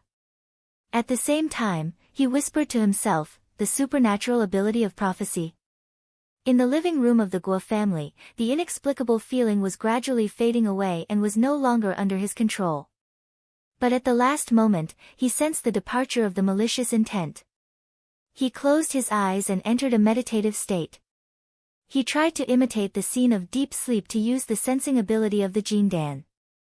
But with his spirit and thoughts still intact, he could only faintly use a little. He couldn't use the absolute reaction from a distance like when he was in deep sleep. But no matter what, he was sure that the malicious intent had completely left the area. At this moment, Niu Zhen and the others were staring at the window. The atmosphere was so tense that it was about to snap. At this moment, even if a mouse jumped out, it would probably die without a burial place under their concentrated fire. However, they still couldn't find any trace of Zhang Xuming. In this atmosphere, Lu Qing put away his arrogance and said as if nothing had happened, "He's gone. He's gone." Guo Min, Niu Zhen, and the others were confused and almost didn't react. Zhang Xuming left before he even showed up. Is this for real? Immediately after, they all had the same thought called anger. Are you King kidding me? You startled everyone for no reason, made everyone aim at the window for a long time and be on guard for a long time, and now you're telling us that nothing's wrong? That lunatic who destroyed the whole family came all the way here and left before he even entered the door. Could it be that he misjudged and overreacted? In the midst of these thoughts, Guo Huairou and the others would have lashed out at him if they didn't consider that Lu Cheng was the backbone of tonight and that the situation would be more dangerous without him. They had no choice but to swallow their anger and go back to their seats. Lu Cheng looked calm and said to Niu Zhen calmly, "Call Director Xing and tell him that Zhang Xuming was here. Ask him to pay attention to the nearby families." But we didn't find anything." Niu Zhen couldn't help but retort. Lu Cheng looked at him calmly and said, "Just report it as it is. He will make his own judgment. You don't have to help him make the decision." Niu Zhen thought about it and decided to report it to Director Xing just in case. The other side only replied briefly, "I got it." At this time, they saw Lu Cheng sitting down on the ground and sending a few messages before falling asleep again. Sleeping. Guo Min and the others were numb and even a little desperate. Yan Zhika tossed and turned, unable to fall asleep. Everyone thought that she was a timid girl who couldn't sleep because of fear, so they all comforted her. Suddenly, the phone in her hand rang, which almost made her heart stop beating. She hurriedly picked it up and saw that it was from Lu Cheng. Zhan Shuming was here, but we scared him away. He should be fine now. Phew. Yenjika heaved a long sigh of relief and said with fear and joy, "Are you hurt? Don't be careless. What if he comes back?" "No, he ran away when he found that we were heavily guarded." "Coach Yen, don't worry. I won't be careless. I will be on guard as usual and inform Uncle Xing He. Why are you still awake?" Lu Cheng replied. Yenjika pursed her lips and snorted secretly. "I didn't sleep well. I woke up as soon as there was a sound. It's all because of you, idiot." At 5:00 in the morning, Lu Cheng woke up again because his phone was vibrating. He took it out and saw that it was from Director Xing. As soon as he picked it up, he heard the undisguised laughter on the other side. "Little Lu, you have a safe night. You've made it through. The task force has arrived. That high-ranked dance stage expert has caught Zhan Shuming's tail. He can't do anything now. You can go back and have a good rest. See you in court in the afternoon." "Okay." Lu Cheng heaved a sigh of relief and quickly shared the news with Yenjika. Yenjika was finally relieved. Her eyelids started to fight, but she persisted and replied, "Well, Cheng, I'm so sleepy. I'll sleep for a while and train in the afternoon. I slept well. I'll continue training later." "Cool, good night." "No, good morning," Lu Cheng said with a smile. Then he put away his phone and looked around the living room. No longer serious, he smiled and said, "The alarm has been lifted. You can do what you need to do." After he finished speaking, he didn't stay any longer. He took a big step forward, opened the door, and left. After a moment of silence in the living room, Guo Huairou couldn't help but complain, "Captain Niu, what kind of expert did you find? Why is he so useless?" "That's right. Why are you so worried?" "I have to tell your bureau chief Xing." Wan Rongli twisted her sore neck. Guo Min also smiled and said, "It's okay. We don't have enough manpower." "That's understandable. Just let it pass safely." It wasn't convenient for Niu Jin to respond to their complaints, and he hadn't received the next order yet. He could only listen to the Guo family's words with Yang Sha and the others. After a few minutes, he received a notice to open the window in the living room. Open the window in the living room? Niu Jin was confused by this strange order. He went to the window and opened it. He found that there were a few unfamiliar men in police uniforms outside. They were carefully inspecting something under the light of the street lamps. "What's wrong?" Niu Jin asked in confusion. Guo Min, Guo Huairou, and the others also squeezed in curiously. The leading unfamiliar policeman was very dignified. He frowned and muttered, "Zhan Shuming has been here for at least a minute, but he didn't do anything." Zhan Shuming has been here for at least a minute? Zhan Shuming was really here. He even stayed for a minute. Niu Jin's mouth opened little by little. He looked at Guo Min, Guo Huairou, and the others in shock, only to find that they were also at a loss and frightened. Hiss. After a short while, gasps sounded one after another. Chapter 241. At this moment, two images flashed through the minds of Guo Min, Guo Huairou, and the others, the young man in a white martial arts suit with black edges solemnly but calmly shouting, "He's here," at the calm window, and the casual, "He's gone," sentence. He's here, he's gone. It's actually true. Everyone by the window turned their heads and subconsciously looked at the door. The image of the young man in a white martial arts suit with black edges drifted into their minds. A true master never shows his true colors. Guo Min sighed after a long time. Guo Huairou also took a deep breath, and the words, "expert style," appeared in her mind. "Captain Niu, do you know the name of that guy?" Guo Min asked curiously. Niuzhen shook his head with a blank face. Director Xing only gave me his phone number, the head of the dragon but not the tail. During morning training, Lu Cheng took the medicine soup step by step. He practiced the fine inner workings and polished his force. At the end, he borrowed the Jin Dan again to try and understand the feeling of withdrawing. Once again, he gained a different experience from the previous day. Every new day, every new day. After breakfast, he came to the martial arts center. After half an hour in the strength training gym, Lu Qing saw Wu Ting yawning with dark circles under her eyes. Coach Lu, I was so scared that I couldn't sleep well last night. You should know that. Can you reduce the amount of training later? Wu Ting asked pitifully. Lu Qing looked at the other students and smiled. I know. Reduce the amount of training today by 2/3. When you're free, help me watch them and correct their movements. Teaching and learning were mutually beneficial. Okay. Wu Ting didn't expect that not only would she succeed in her request today, but she would also be assigned the task of little teacher. She was very excited and happy. When the training was about to start, she came back to her senses and asked in confusion, Coach Lu, you were invited too, right? Why are you still so energetic? The protector must be more tired than the protector. She didn't sleep well last night, but Coach Lu probably didn't sleep at all. I was invited, Lu Qing answered with a smile. But I slept the whole night. You're lying, Coach. Wu Ting laughed in disbelief. Yao Ruiwei, Zhang Qiufan, and the other students looked at them in confusion, unable to understand the content of their conversation. They planned to ask Wu Ting during the break. What happened last night? At 2:00 in the afternoon, Lu Qing left Gushan Martial Arts School after another round of training. He turned to a nearby crossroad and boarded Xing Chenggu's SUV. Lu, yours. Xing Chenggu handed over a bulging envelope. Uncle Xing, what is this? Lu Qing asked in confusion. Xing Chenggu smiled. Don't refuse the reward for last night. It was given by the country, not me.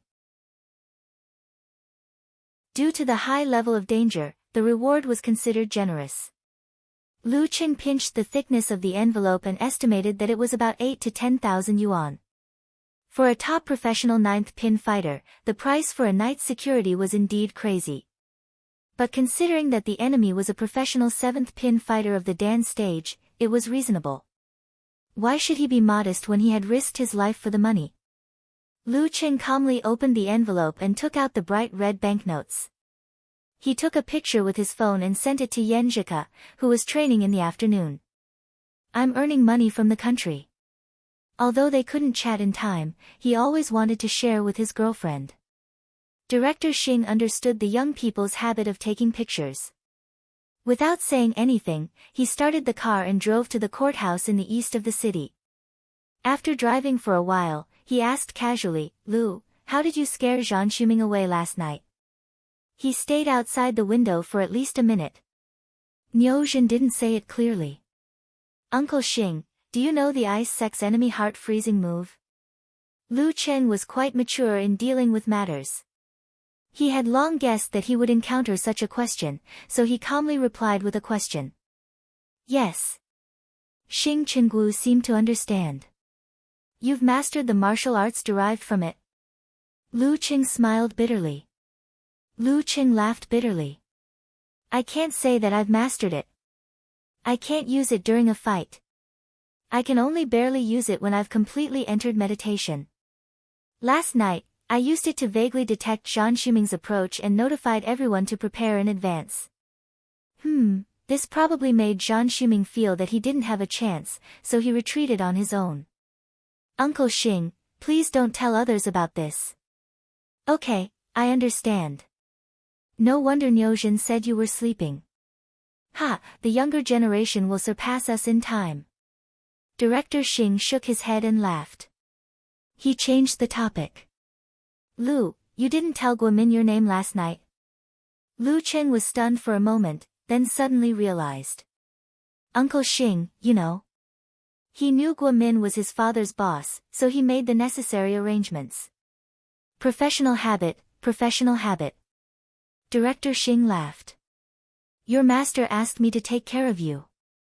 If I don't even know the general situation of your family, how can I take care of you? But you don't seem to be willing to reveal your identity in front of Guomin. I just feel that there's no need to mention it deliberately. It would be awkward. Also, if Boss Gua and the rest knew about this, I wouldn't be able to command them. Lu Qing answered honestly. That's true. Xing Qinggu laughed. Luckily, I only gave Niu Jin your number and didn't mention your identity. I thought you would tell him yourself if you were willing. Lu Qing was stunned. When he thought about it carefully, he realized how smooth and experienced Director Xing was. No matter how he looked at it, it was flawless. A real veteran. 10 minutes later, Xing Qinggu drove into the courthouse and parked beside the back building where there was no one around. As soon as he got out of the car, he led Lu Qing straight into the building. They went through a special elevator and arrived at the 4th floor. Along the way, he had arranged for no one to wait. Let's go in. There are no outsiders. Xing Qinggu pointed to a room at the end of the corridor.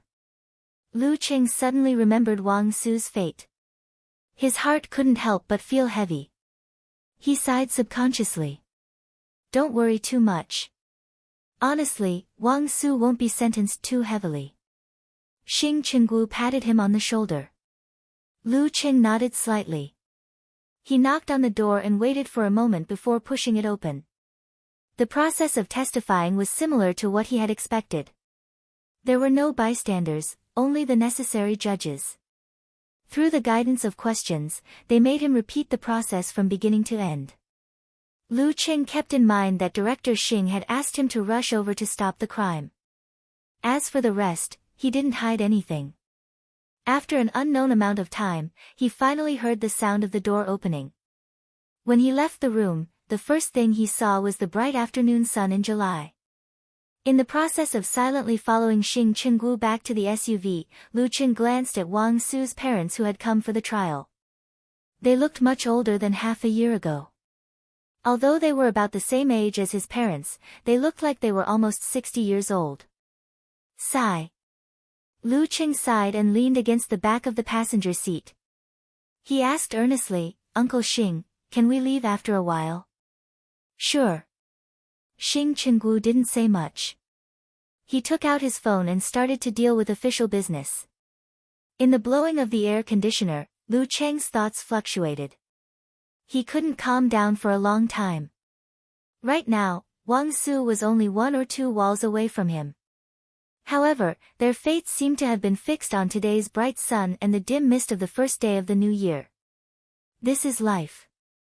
Time ticked by. Xing Qinggu received a call. He smiled and said to Lu Cheng, the sentence is 5 years in court. That's good. Lu Cheng heaved a sigh of relief. I'll find someone to watch him in prison. If he behaves well, he should be out in 3 years. He'll be only 22 or 23 years old then. There's still a lot to be done. Xing Qinggu started the car. Thank you, Uncle Xing. Lu Cheng thanked him sincerely. Xing Qinggu laughed and said, what are you thanking me for? It's almost dinner time. Come to my house. I didn't treat you last time. Okay. Lu Cheng didn't refuse, nor did he mention Xing Jingjing. He just called his father and told him that he would be back after dinner. Don't touch the pot that doesn't boil. Xing Qinggu had already arranged everything. After the call, he went straight to South Zhuangyuan Street. When he led Lu Cheng into the house, the food was almost ready. Mom, they're here. Dinner is ready. The tall Xing Jingjing tied up her hair and shouted to the kitchen. Lu Cheng changed his shoes and politely said, hello, senior sister.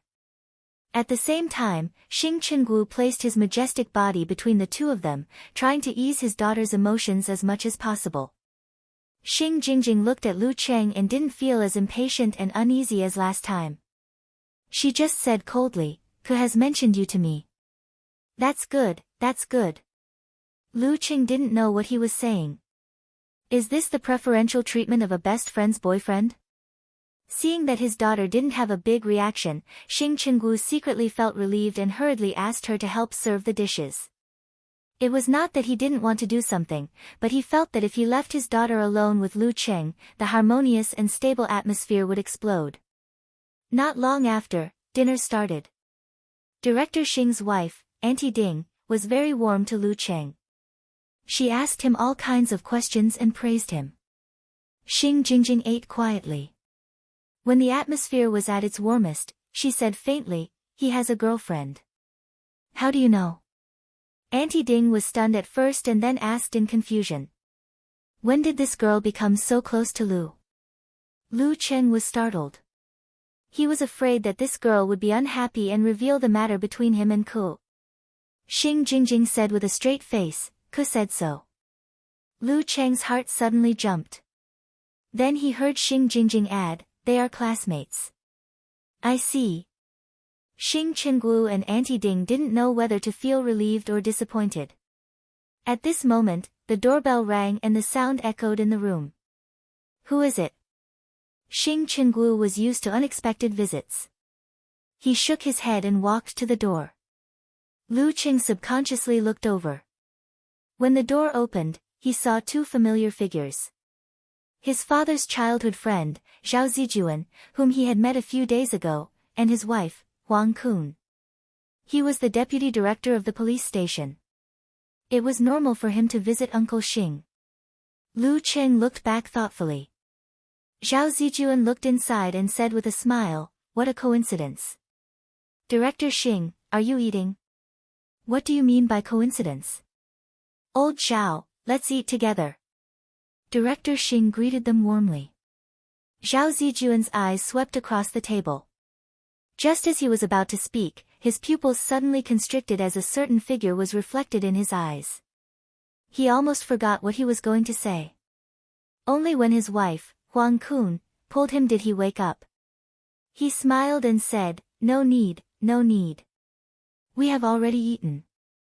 I just thought that it has been a long time since I came to visit you, old leader. Just sit for a while and leave." "Ha, it's good that you didn't forget your old leader." Xing Qinggu wanted to lead them to the sofa and sit down, but he saw Zhao Zijuan carrying something. He said with a straight face, "Old Zhao, what do you mean by this?" I. Director Xing was so intimidating that Zhao Zijuan didn't know what to say. Xing Qingwu's expression softened. "Old Zhao, take these things back. I know about your situation. You're my old subordinate. I'll definitely fight for you."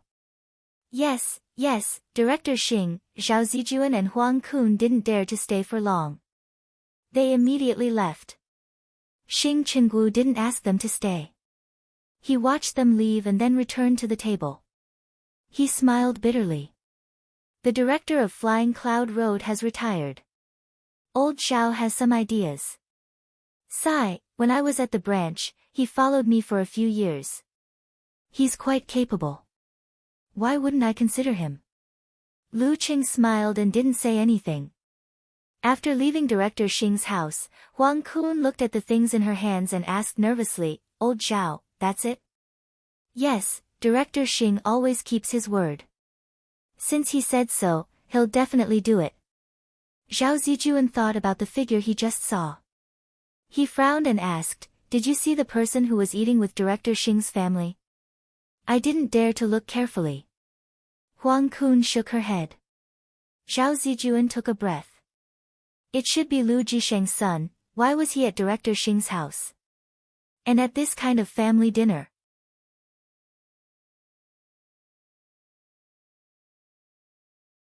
Chapter 242. Him. Huang Kun opened her eyes wide. This was a relationship that couldn't be connected at all. Zhao Zijuan was still frowning. Yes, I'm not wrong. Their relationship must be special if they can attend this kind of family dinner. Lu Jisheng knows how to set up an ambush. What are you talking about? You don't have to have a close relationship with Director Xing's family. Didn't we eat together before? What if he's Jingjing's classmate? Huang Kun guessed. That makes sense. Zhao Zijuan stepped into the elevator and said after a moment of silence, but the more I think about it, the more I feel that Lu Jisheng's son is very spirited. I'll look into his information tomorrow. When he returned home at night, the mysterious master in Bosque's mind accepted the education obediently. Qi Fang nagged, "Look at you. It's only been a few days and you still don't come home to sleep or eat." After 5 minutes, Lu Qing found a chance to interrupt. "Mom, here's the thing. Didn't I become the disciple of the martial arts club's coach? He has a friend in Shushan who has been taking care of me. How can I refuse when an elder invites me to dinner?" Since Gizershur officially recognized him as a disciple, he had briefly mentioned it to his parents. He didn't tell them his master's strength but only said that he was very powerful. "Really?" Qi Fang was doubtful. "Why would I lie to you? Why don't I give you his number and you can call him yourself?" Lu Qing answered frankly. But in his heart, he complained that if his mom really wanted his number, he would tell her it was 1108 and ask for Director Xing. Well, Cheng is a grown-up. It's normal for him to have his own connections. Why do you ask so much? Lu Jisheng stopped Qi Fang from asking. Qi Fang glared at him. What's wrong with me caring about my son? I don't need you to teach me. You don't care about anything. You don't ask about anything. You only care about eating and playing chess. Seeing that the fire had turned to his dad, Lu Qing spread out his hands and put on a helpless expression. He quietly slipped back to his room. In the next 2 days, he went to Ningxue and spent 2 days with his grandparents in the countryside, showing off all kinds of fruit trees to Yan Zhike. On Monday, he went to work on time and guided the training of Wu Ting, Zhang Qiufan, and the other students. He also promised to leave some time for actual combat practice on Wednesday. On Tuesday morning, the day before Empress Dowager returned from a business trip, Lu Qing finally got the chance to train with his girlfriend after Zhan Shuming was shot dead in the border mountains. The two of them were in a secluded corner of Backwater Lake Park. As usual, most of the time, they were serious and focused. Occasionally, their eyes would meet, sweet and warm. Under such circumstances, Lu Qing would always think of the beautiful future he had hoped for. The more he trained, the more his force penetrated. He didn't try to withdraw in front of Yan Zhike. He wanted to surprise her only when he could do it without the help of the Jindan. Otherwise, he would feel guilty and fake. In the blink of an eye, it was almost 8 o'clock. Yan Zhike put away her posture and panted, showing her dimples. "Cheng, what are we going to eat for breakfast?" She was in high spirits and full of anticipation. Lu Cheng had already made plans. He smiled and said, "Let's go to the cloud water realm you mentioned before." "Okay, I'll take you there." Yan Zhike smiled sweetly.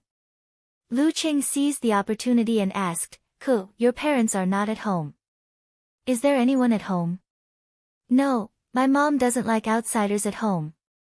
The cook and cleaning ants come at 11 o'clock and leave before dinner." Yan Zhike looked up and spat. "Why do you ask? What do you want to do? You said you would show me your childhood photos. It's a rare opportunity." Lu Qing answered with a smile. Yan Zhike rolled her eyes and snorted. "You haven't shown me your photos yet. You can show me mine at any time. My parents have regular working hours, unlike Empress Dowager." Lu Qing tried to bewitch the girl. Yan Zhike puffed up her cheeks and glanced at her boyfriend. "Okay, then let's go to my house after Cloudwater Realm." In fact, she also wanted to share her childhood photos with Lu Cheng. She wanted to hear him praise her childhood. Lu Cheng was excited and told her his plan. "I'll take a shower at home and change my clothes, that's troublesome." Yan Zhike pursed her lips and thought for a while. "How about you come to my house?" "But I don't have a change of clothes." Lu Qing asked eagerly. Yan Zhike chuckled. Stupid. You can wear my dad's old pajamas first. I'll put your martial arts suit in the washing machine. It'll be dry before noon. As for the surveillance camera at home, she would delete it after Cheng left. Okay. Lu Cheng didn't stand on ceremony at all and agreed decisively. After that, he came up with a new idea. He asked with a smile, "Ku, do you have cold rice and eggs at home?" "I think so. Auntie will clean them up at noon." Yenjika answered with uncertainty. Lu Cheng suggested, "How about we don't go to Cloudwater Realm? I'll make egg fried rice for you. You know how to make it?" Yenjika asked with surprise and suspicion. "Don't make some dark cuisine." "Of course. I only know how to make egg fried rice and noodles. I'm good at it." Lu Cheng waved his arm deliberately. Yenjika bit her lips and said with bright eyes, "Then I'll look forward to it." Hee, egg fried rice made by Cheng with love. After that, they jogged back to the villa area. Lu Cheng looked at the entrance control and the security guards and observed the surrounding walls. He said seriously, "I'll find a blind spot and climb over it." If he and Ku went through the entrance control together, his father-in-law would know at night. And such a wall couldn't stop him at all. Yenjika blinked her long eyelashes and looked at Lu Cheng blankly. She didn't seem to understand why he did that. After a few seconds, the girl came to her senses and burst into laughter. "Oh, Cheng, you're so funny. Ha, my stomach hurts. Ha, you want to climb over the wall? What's wrong with that?" Lu Cheng was confused. Yenjika managed to hold back her laughter and scolded him with her eyes full of tears. "What a joke. Idiot Cheng." After that, she took out the key ring with the access card and handed it to Lu Cheng. "Here you go." "What about you?" Lu Cheng asked in surprise. Yenjika pursed her lips and answered seriously, "Swipe my face." She asked Lu Cheng to wait on the other side of the road and walked to the security booth with light steps. She smiled shyly and said, "Can you open the door for me? I forgot to bring the access card." The security guard had a deep impression of this beautiful girl and knew that she was indeed a resident of the community. When he saw her smile like a blooming flower, he was even more convinced. He quickly answered, "Okay, no problem. I'll open it right away." "Thank you." Yenjika smiled sweetly and secretly made a face to Lu Cheng. Idiot Cheng. After she went in and sent a message, Lu Cheng took the access card and calmly walked to the gate of the community. He swiped the card and slowly passed through. The security guard did feel that he was a stranger, but it was not strange that the residents of the community often had relatives or friends who stayed temporarily. Following Yenjika's instructions, he turned around and came to a villa. The girl was sitting on the swing in the front garden and looking at him with a smile. "My dad made this when we first moved in." Yenjika proudly introduced it. Lu Cheng clicked his tongue. "Father-in-law knows carpentry." "Of course, my dad is awesome." Yenjika was used to Lu Cheng calling her father-in-law and mother-in-law shamelessly. Instead of being annoyed, she felt sweet. Lu Cheng looked around and said worriedly, "The security of your community is very ordinary. The entrance is very loose. I can't believe I got in so easily. It doesn't look like a rich community. My mom always says that.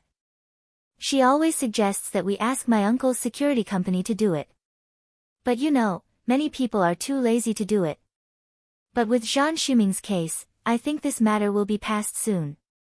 At that time, it will be difficult for some idiot to sneak in." Yenjika said with a gloating smile. She led her boyfriend to the front of the house, unlocked her fingerprint, opened the door and found a pair of slippers for Lu Cheng. After putting on the slippers, Lu Cheng suddenly had an idea and picked up his martial arts shoes. "What are you going to do with them?" Yenjika closed the door and asked confusedly. Lu Cheng laughed. "I put them in the room. If I put them here, your parents will be exposed when they come back." "You're right." Yenjika nodded and suddenly understood. Then she looked at Lu Cheng with a faint smile. Cheng, you seem to be very experienced. Tell me. Did you go to other girls' houses often before? It's not me. It's Talker. I learned from his mistakes. Lu Cheng quickly explained. You're also an experienced person in the future. Yenjika raised her arm and said, seriously.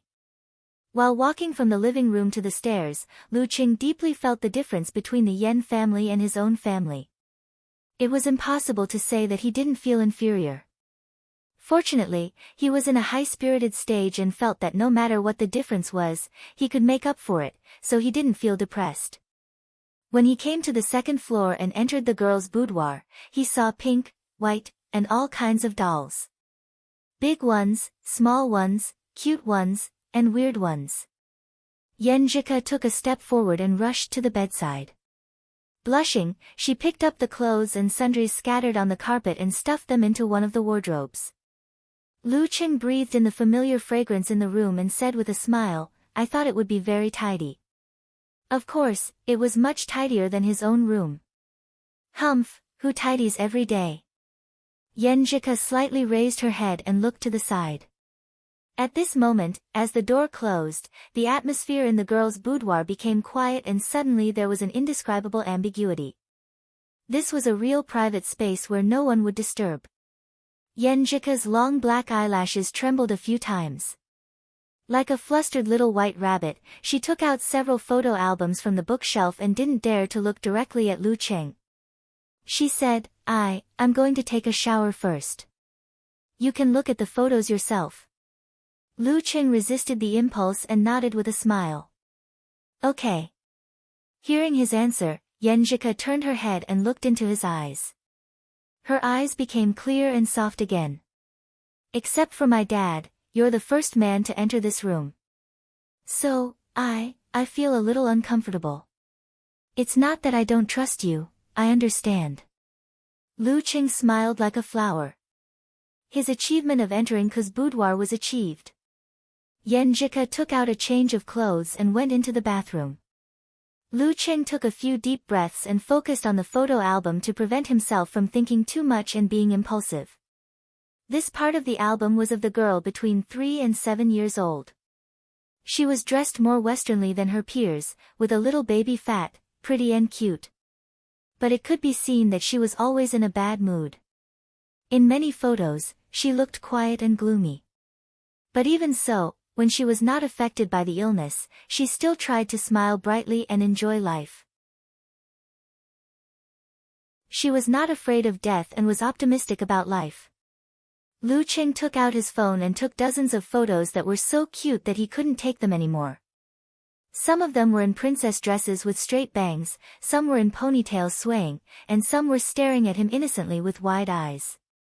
At this moment, Yenjika came out of the shower and changed into a half-sleeved nightgown.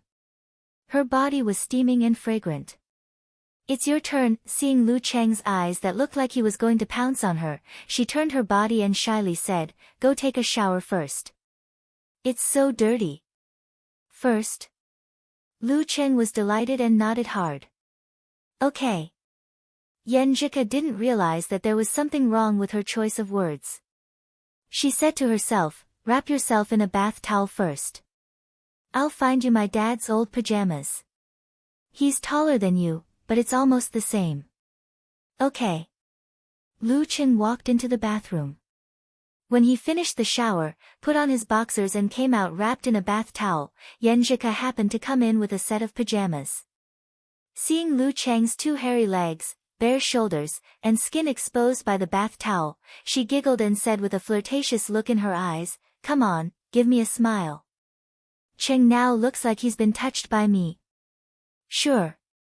Lu Cheng chuckled. Taking advantage of the situation, he pounced on the girl and hugged her.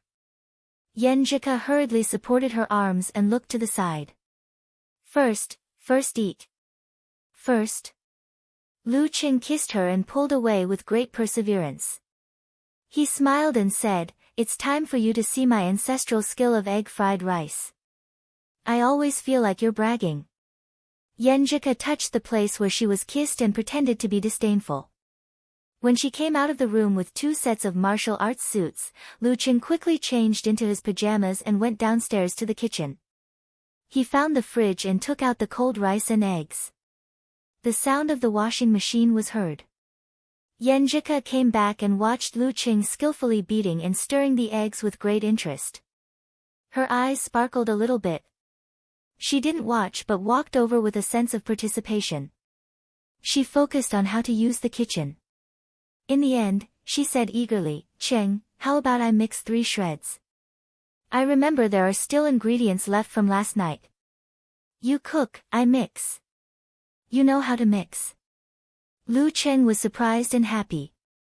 Yenjika pursed her lips and nodded seriously. "No. But aren't there so many recipes on the internet? I'm not stupid. Can't I follow them?" Lu Cheng was a little nervous. "Then you can try, okay." Yenjika took out her phone and searched for recipes. She frowned and said, "How do you judge 5 grams and 3 grams? Feel it." Lu Cheng answered honestly. "No, it's too unreliable." Yenjika knitted her beautiful eyebrows and looked up. Suddenly, she cheered and said happily, "I'm so stupid. I can use tools." She turned and left the kitchen and went upstairs. "Tools?" Lu Cheng said to himself in confusion. "What tools?" "Weighing tools in the kitchen." After waiting for more than a minute, the girl rushed back with an object.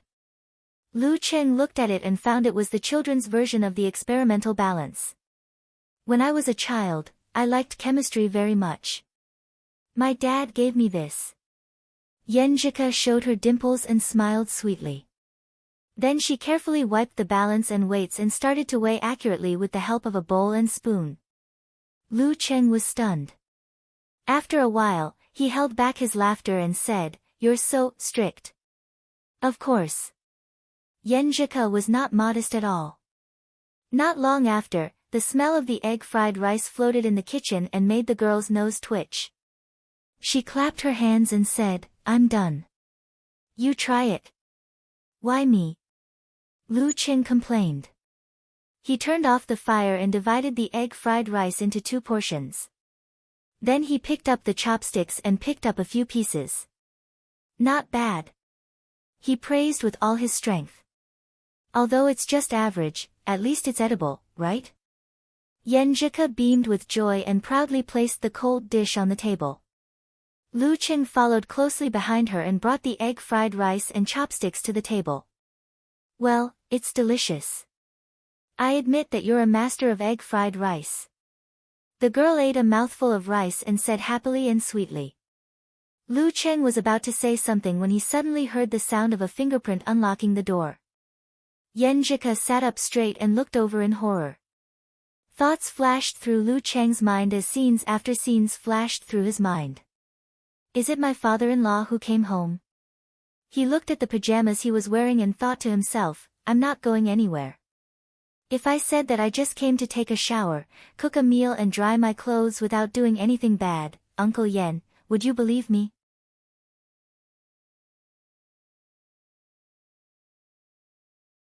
Chapter 243. I think most of them won't believe it. Lu Cheng was sure that no father would believe his explanation in such a setting and wearing such clothes. Therefore, while he was thinking, he had already picked up the bowl and chopsticks. With a flick of his waist and a smooth burst of strength, he left his seat and dashed into the kitchen. Fortunately, Ka's kitchen was not an open type. Although Yenjika was frightened, she also stood up and rushed to the door, trying to attract attention and buy time for Lu Cheng to hide. During this process, they didn't communicate, but they were so tacit and so similar. They were both calm in the face of danger, good at making decisions, and not resigned to their fate. Yenjika stepped forward lightly and agilely. In just a few seconds, she was at the other end of the living room. At this moment, the door was completely opened. A tall, thin, middle-aged man walked in, carrying a bag of food. He smiled at his daughter who was bouncing towards him. "Have you had breakfast?" I just passed by Qingyuan Street and thought that you like to eat steamed buns, so I brought some back for you. Dad really came back at the last minute. Yenjika's heart was beating fast. She didn't dare to look back to see how Lu Cheng was hiding. She stepped forward and held Yan Kai's arm, smiling sweetly. Dad, you always surprise me. You are a model father. This time it was a shock. In the kitchen, Lu Cheng hid in the corner beside the refrigerator, listening to the conversation, controlling his heartbeat, and carefully muting his phone. It really is my father-in-law. He glanced at the kitchen knives and had a feeling that they would cut his body at any moment. Yan Kai was in his 40s. His eyes were clear, and his nose was high. He was a very handsome man. His youthful appearance had been preserved to this day, which added a bit of elegance to him. Time had not worn away his appearance, but instead made him more charming. Every time Yenjika saw her dad, she would feel that Empress Dowager was definitely a beauty lover. Fortunately, she had been tested by her dad and cousin's beauty when she was young, so she was immune to it. Otherwise, she might have missed the stupid Cheng. Yan Kai patted his daughter's hand and laughed. You are not growing up. You are still so spoiled. At this point, he sniffled and asked in confusion, it smells pretty good. Egg fried rice? Lu Cheng's back suddenly tensed up, and his heart seemed to skip a beat. Yenjika's mind went blank for a second. She looked up and came up with an idea. Dad, let me show you something. She generously pulled her father to the dining table, secretly rejoicing that her father's kung fu was only at the amateur level and did not know the listening skill. Otherwise, her heartbeat would have exposed everything. With a smile on his face, Yan Kai followed his daughter to the dining room and saw the bowl of egg fried rice and salad. While he was guessing with great interest, Yenjika pointed at the table, raised her head slightly, and said proudly, I did it. Yes, I made the coleslaw. You did it? Yan Kai looked at his daughter in surprise. He didn't expect that his precious little princess, who usually didn't do any household chores, was secretly learning how to cook. He smiled in relief. Are you planning to give us a surprise? Hee hee. Yenjika smiled but didn't say anything. She didn't want to lie to her father. For the first time in my life, I have to taste my daughter's cooking. Yan Kai smiled and walked to the kitchen to get another set of chopsticks. Hearing his footsteps approaching, Lu Cheng's mind went blank. He seemed to see himself full of kitchen knives. He looked around, urgently thinking about where to hide. In the cupboard? But I don't know the bone shrinking skill. On the ceiling? But I don't know the gecko wall climbing skill. If I force it, I'll leave scratches. Lu Cheng couldn't help but feel that his current fighting style wasn't adaptable enough. Yenjika was also startled, but she was still calm. She pulled her father and said, Sit down. Sit down. I'll get it for you. Okay. I'll enjoy it this time. Yan Kai was very happy. He sat at the dining table and smilingly watched his daughter go into the kitchen. This girl is getting better at taking care of people. Yenjika's back was to her father. She glanced around and saw Lu Cheng squatting beside the refrigerator, holding a bowl in his left hand and a pair of chopsticks in his right. It was very funny. She pursed her lips tightly, trying to hold back her smile. She nodded slightly at her boyfriend, then squatted down, opened the drawer, took out a set of bowls and chopsticks, washed them, then turned around and walked out. Lu Cheng didn't even dare to breathe. He only relaxed a little. He felt like a thief who was trapped in the house by the owner. Well, a thief who stole someone's precious daughter.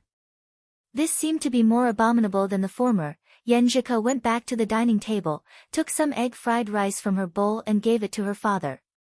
Then she stared at him and said, Try this dish first. I spent a lot of effort on it. Yan Kai laughed, picked up his chopsticks, and picked up a few pieces. After tasting them carefully, he said, It's okay. It'll be better after you get familiar with it. It doesn't seem like your first time. Yes, it's my first time. Yenjika would be very happy to be praised by her father in normal times. But now she was very nervous. She was still thinking about the person in the kitchen. She wanted to smile but felt stiff. So she turned around and ran into the kitchen. She took out the children's balance and said as if she was presenting a treasure, "I've measured it accurately." Yen Kai was stunned for a while before he reacted. He shook his head affectionately. "I believe it's your first time. This is really my baby girl's style." Yenjika smiled and said with her eyes curved, "I'll definitely do better on your birthday." Yen Kai was comforted. He couldn't stop smiling and ate another mouthful of egg fried rice. After a while, he said softly, "This is good. It's very good. It's very delicious. Is this your first time? It's better than your mother's." He paused and said with a smile, "Don't tell your mother that I said this before. Don't worry. We're on the same side." Yenjika smiled sweetly and then answered honestly, "It's not my first time. It's indeed not the first time. It's the 0th time, clever Yenjika." Lu Qing was stunned in the kitchen. "But my egg fried rice has been recognized by my father-in-law. Does this count as a successful step? If you want to marry a girl, you must first conquer her father's stomach." Before Yen Kai said anything, the girl added, "I don't even know how I did it today. I may not be able to make it so delicious in the future." "Dad, you can't dislike it." She was telling the truth. She really didn't know how Lu Qing did it. She was also preparing herself for the future.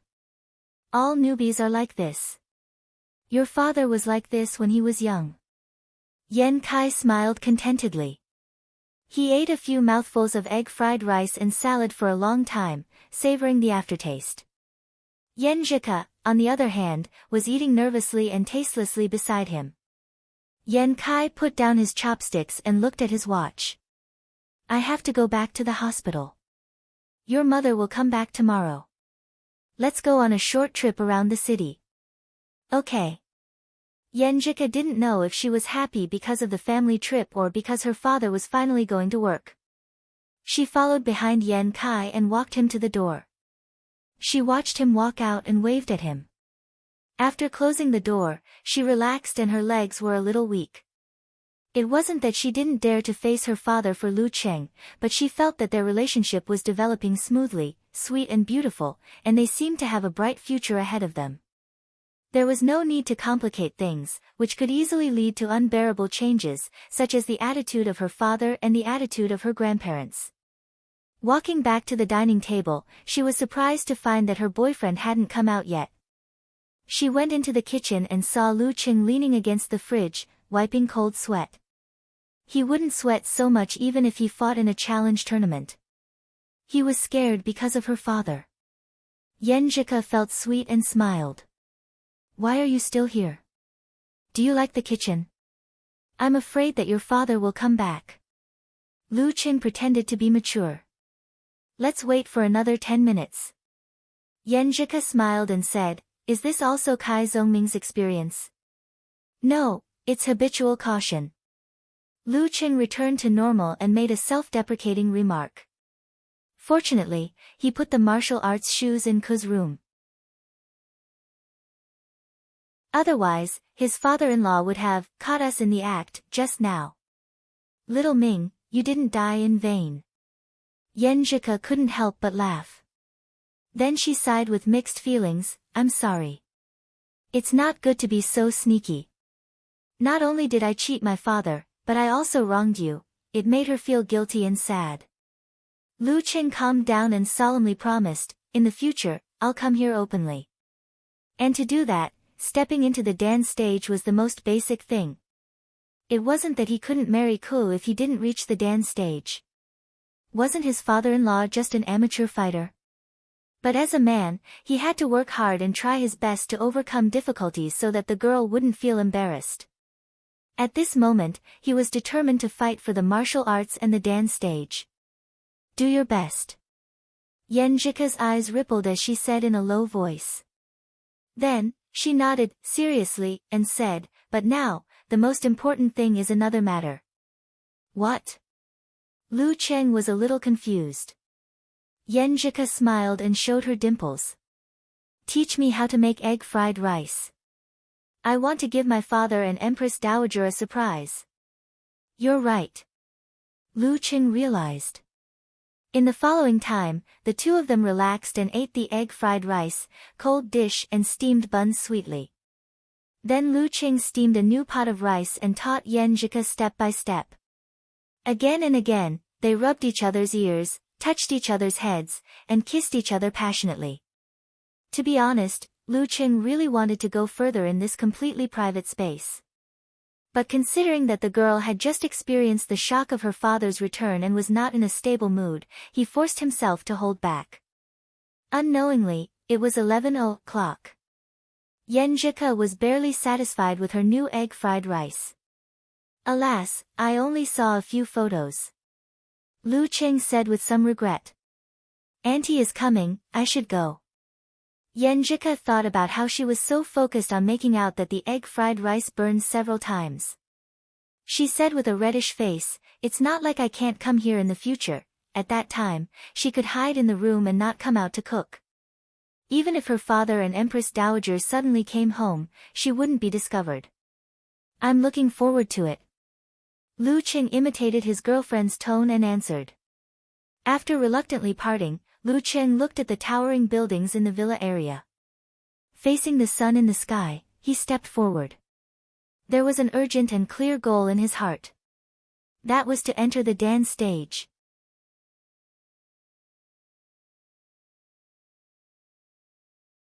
Chapter 244.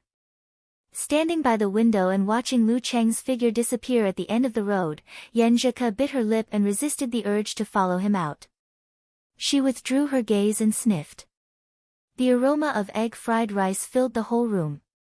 She picked up her phone and unconsciously smiled. Her fingers quickly typed a message to her boyfriend, who she had just separated from. "It's all your fault.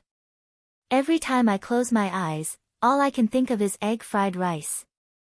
Because the cold rice from last night was cooked by Lu Cheng and turned into breakfast for two people, the following kitchen lessons could only be replaced by freshly steamed rice. Although the essence of the dish couldn't be fully understood, it was enough for her to master the basic skills of egg fried rice. Soon she received Lu Cheng's reply. "Hee, every time I close my eyes, all I can think of is the burnt egg fried rice." Yenjika's cheeks flushed. She spat and clenched her teeth while typing on the keyboard. "Pervert. Big pervert." She walked lightly into the study, turned on the computer, logged into the surveillance system and began to search for videos related to Lu Cheng. She planned to format them and not leave any trace. It's hard to guard against a thief in the house. It's not a big deal if a thief comes to steal the cabbage at home. The big deal is that the cabbage wants to follow him. When she saw Lu Cheng carrying his martial arts shoes and tiptoeing up the stairs, Yenjika pursed her lips and smiled. Her hand that wasn't holding the mouse rested on her chin. She actually watched the video seriously, as if she had forgotten her original purpose. There were no surveillance cameras in the bedroom, so the scene quickly switched to the kitchen. She watched as Lu Cheng, dressed in pajamas, skillfully cracked eggs to start a fire and tossed a wok of fried rice. She watched as she busily weighed the seasonings with a child's balance. The girl changed her posture slightly, cupping her cheek with one hand. The look in her eyes grew softer and softer, like ripples of a rippling lake. Her heart felt warm and full. When the two of them sat side by side and enjoyed breakfast like newlyweds, Yenjika spat again and clicked the pause button. She stood up abruptly and ran upstairs. Back in her room, she took out her portable hard drive with large capacity. "I have to copy and save the videos about Cheng." She looked at them and moved them bit by bit. She couldn't help but laugh at Lu Cheng's silly look as he squatted beside the fridge with a bowl and chopsticks. She blushed and her eyes teared up because the two of them were so engrossed in their intimacy that they burned a serving of egg fried rice. Even though she had quickly skimmed through these parts, she discovered many details that she hadn't noticed before from another angle. For example, when they were kissing passionately, Lu Cheng's hand was stroking her back. He had tried to move his hand closer to her body several times, but he had resisted the urge. Pervert! She cursed in a low voice. Her eyes were filled with both joy and anger. He really craves me, and he really respects me. But why do boys always like that kind of thing? Just as her thoughts were wandering, she heard the sound of a fingerprint unlocking the door. Yenjika suddenly sobered up. She quickly copied the remaining surveillance videos to her hard drive and reformatted the original ones. After finishing all this, she turned off the computer, walked out of the study, and smiled at the aunties. Auntie Huang, make 3 extra servings for lunch. I have a few friends coming over. One of them is a professional fighter. They all like your steamed crucian carp very much. Song Li, Gu Shuang, and Xing Jingjing were coming to visit later. They would interrogate her in detail about her secret relationship. Okay, I'll go buy the ingredients right away. The auntie in charge of cooking said with a smile. Yenjika pursed her lips and pretended to say casually, by the way, there's a lot of egg fried rice in the kitchen.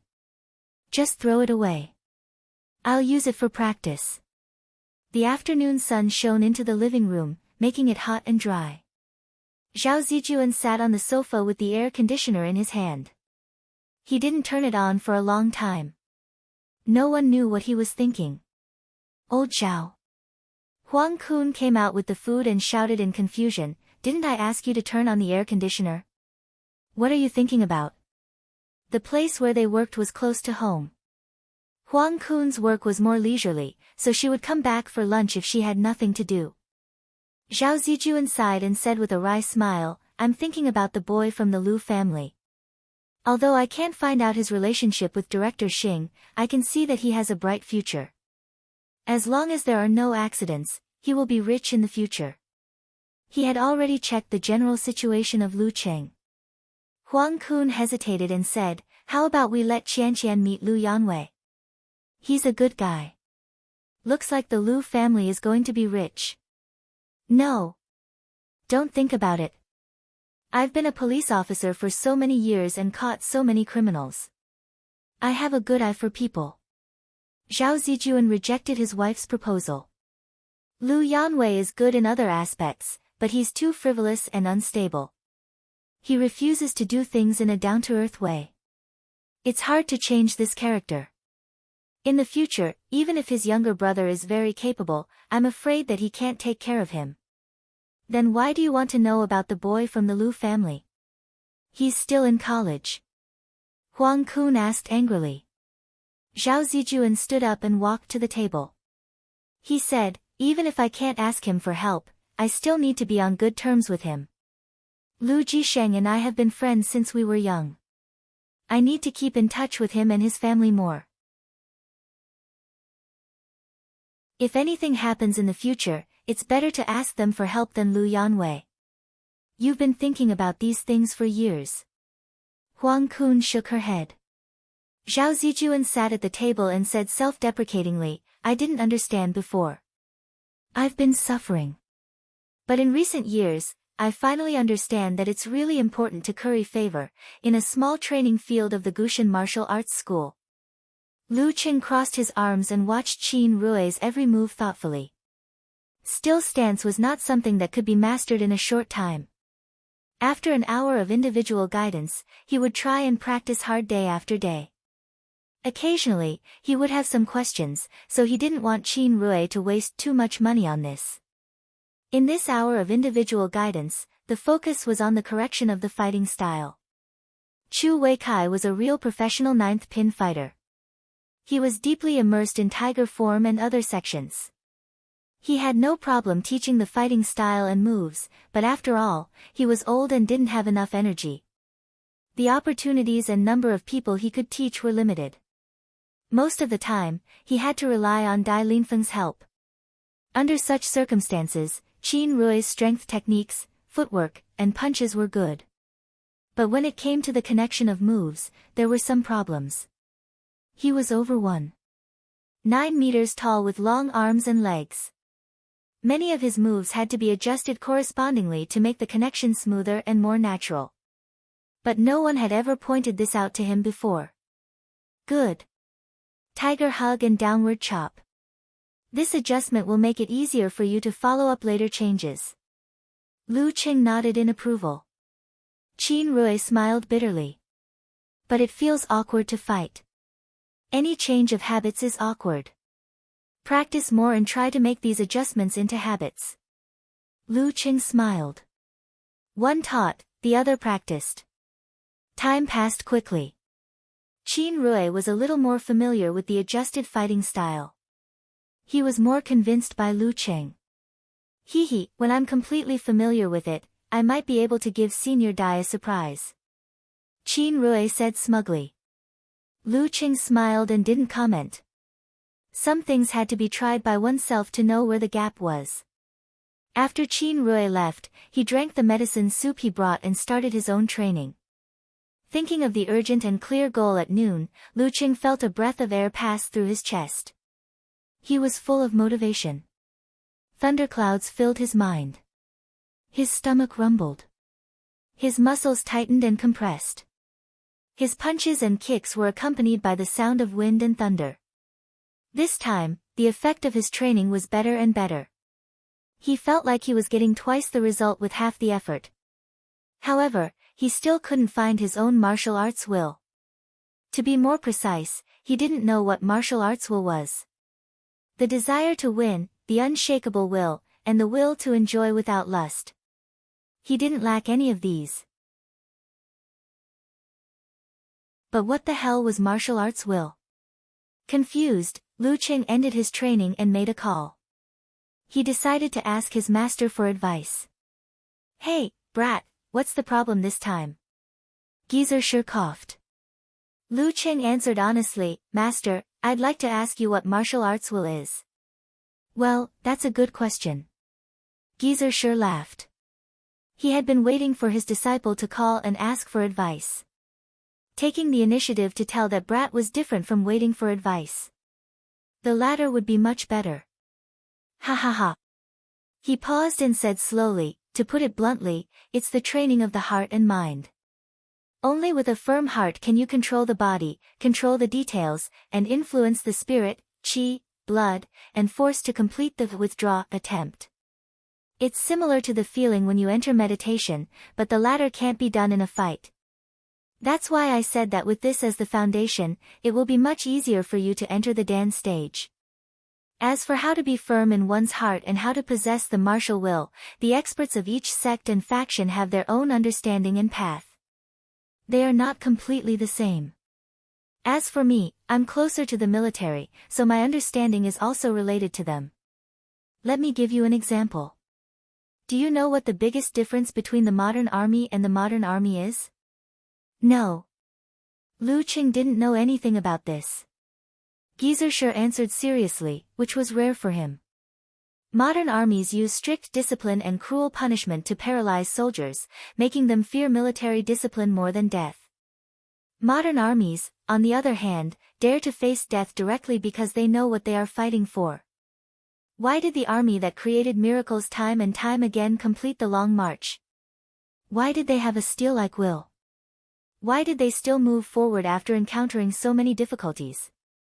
It's not because they were born great, it's not because they are monsters. It's because they have understood why they are fighting for, and how much they are willing to pay for it.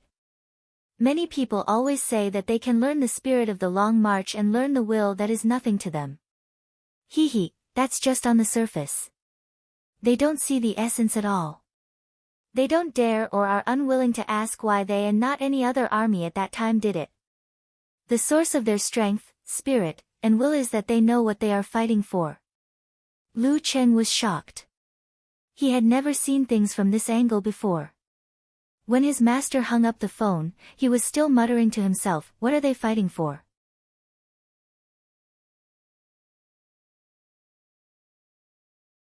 Chapter 245.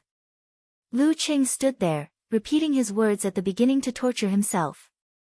The reason why he fought was not something he said casually, nor was it something he did on impulse, nor was it a choice he made under the pressure of external forces without knowing his true thoughts. According to what his master said just now, are you willing to sacrifice your life for this? Are you willing to die for this generosity? Are you willing to suffer for this for decades? Of course, I'm not asking you to do it now. We're not like the Buddhist Zen sect, which focuses on epiphany and can do it immediately after understanding it. Just like the Iron Army, when they first understood why they were fighting, they just understood. It was impossible for them to be willing to sacrifice themselves for it on the spot. Only through experience, practice, and hammering, could they sublimate their understanding into ideas and into perseverance. Only then could they do things that ordinary people find inconceivable. This is also the reason why many dance stage martial artists are stagnant. They think that once they find the will of martial arts and the source of power, they can do it once and for all. As a result, they are gradually influenced by all kinds of temptations and forget their initial spirit. They can't persevere, let alone sublimate to the level that I mentioned before. The long march was indeed a retreat. However, as the saying goes, it is hard to find a general who can win a battle, but it is also hard to find a general who can keep the army in order despite defeat. A defeated army is easily defeated, is the truth proven by thousands of years of practice. When winning, morale can be maintained by hope, wealth, honor, military discipline, and religious beliefs. However, when defeat comes, all of these often become useless. Escaping is instinct, hiding is instinct, and staying away from danger is also instinct. There are very few commanders who can keep the army in order for dozens or hundreds of miles when they are defeated and chased. However, under the circumstances of being chased and intercepted from all sides and the environment is extremely bad, the army actually persisted for more than 20,000 miles without dispersing or collapsing. Not only that, but they had also condensed a steel-like will. This was definitely not something that could be achieved by just going to a certain place and living a good life. The only explanation was that everyone had the same desire. Everyone knew what they were fighting for and how much they were willing to pay for it. There must be a kind of spirit shining and connecting heaven and earth. Then what am I fighting for? Why should I face the difficulties and dangers of the road of martial arts? Lu Cheng was lost in thought.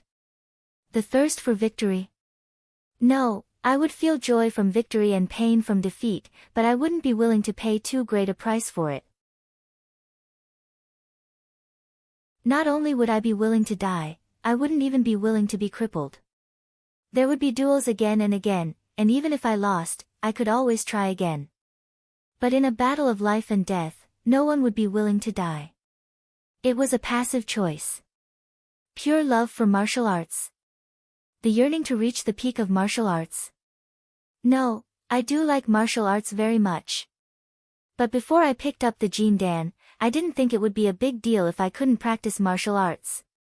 After I picked up the Jin Dan, I only had a little more longing for the future. I had a little more hope for becoming a mighty one with physical invulnerability and getting a title in the future. Just longing and hope. Could they earn a lot of wealth and improve their social status? No, these were very good, but one had to be alive and healthy to enjoy them. Similarly, not to mention dying generously, he wasn't even willing to bear being crippled. Then why did I start learning martial arts? Lu Cheng recalled the past and asked himself blankly. The answer was very simple, and it made him want to laugh. It was purely to get close to Yenjika, to woo the girl he had been secretly in love with for a long time. I'm such a vulgar person. Lu Cheng shook his head and laughed. He suddenly remembered the anticipation, nervousness, and lack of confidence at that time. Then, more images came to his mind. When leaving the villa area, the eagerness to walk into Yenjika's house openly, the sweetness of one holding a wok of fried rice, the other weighing the vegetables, and finally enjoying it side by side, the inner strength that drove him to Zhenkei County without regard for anything else in the heavy rain, the certainty of dreaming of the future together and planning their lives together, the tacit understanding of giving each other rings and promising each other a lifetime of solemnity and joy. In the hotel room, when he woke up in the morning, Ko hooked her arms around his neck and asked for breakfast like an old married couple, the torture of enduring all kinds of torture, the exhaustion of the tremor massage, the surprise of having a kiss mark on his mouth after he fell asleep, the excitement of their first kiss and the feeling of his heart beating violently under the street lights beside Weishui Lake, the surprise of Ko taking the initiative to reach out her hand and the memory of the first time they held each other's hands but lost their direction. Hearing Ko's soft but honest words of fear and apprehension, he felt pity and moved, the nervousness and uneasiness after the confession, and the ecstasy and brilliance after witnessing the reply of, "Let me be happy for 5 minutes first." The excitement of receiving Ko's blessing call on his birthday made him want to roar twice. The warmth of the new year on New Year's Eve when they listened to each other's breathing, the satisfaction of the first cheer in the Warrior Sage Challenge tournament from the girl he loved and the burst of strength because of it. Because they were in the honeymoon period, there were expectations every day, endless topics to talk about and endless joy to feel. Although Lu Qing liked to collect and record the traces of the past, he didn't have the time or thought to reminisce about it. Until now, when the memories flashed, he realized that he and Yen Zhika had been through so much, and his feelings in his heart had changed a lot. This was like the tempering and sublimation of the martial arts will that his master had mentioned. In the beginning, he admired Ko because of her looks and her legendary good character. She was the perfect girl in his imagination. Therefore, when he confessed to her, he didn't dare to say that he loved her. It seemed that he didn't have the courage to say it. He only said that he liked her, very much. But now, after merging with the past bit by bit, into his memory, flesh and blood, into his life, Lu Qing suddenly felt that he really fell in love with Yen Zhika. He fell in love with the girl who was willing to communicate with him, fell in love with the girl who was sometimes more rational, and fell in love with the Coach Yen, who was soft on the outside but tough on the inside. At this moment, his heart was filled with all kinds of emotions because of those scenes. His heart was filled with all kinds of feelings, and he was willing to challenge everything for this beautiful feeling. From this to the other, the little touches hidden in his memory were all clear. That was the white hair of his father who gave up his dignity and ran around tirelessly. That was his unspoken and silent love. That was his mother's long-winded words full of concern. That was the bitterness that she struggled to maintain by setting up a street stall. That was the lie that they didn't like to eat meat. That was the love that they had given over and over again. Lu Cheng's eyes were suddenly wet, and his heart was overflowing with energy. He vaguely understood what he wanted and what he wanted to do. Protect. This is the life that I want to protect with everything I have. To protect is not to protect, but to make myself better and better, so that the people I love can also be better and better, so that they don't suffer pain and danger. Lu Qing took out his mobile phone, logged into QQ, entered the collection, and clicked on the first voice message. A soft, clear, and familiar voice echoed in his ears. Lu Qing. Lu Qing. Lu Qing, you can do it. Lu Qing, you can do it. He listened to it over and over again, and the corners of his mouth opened little by little. Finally, he glanced at the ring on his left hand, rubbed it, and quietly closed his eyes, feeling the surging and turbulent power in his body. For them, I am willing to face difficulties and not afraid of danger. For them, I dare to challenge uncertainty and disregard myself. He put away his mobile phone, and once again got into a fighting stance. Bang, bang, bang. Seabed quake, mountain smash quake, one move after another. During this process, he only felt that his heart was filled with the emotions just now, and the power just now. It seemed that there were no other distracting thoughts, clear and transparent, both inside and outside. Once the heart was clear, the mind was right.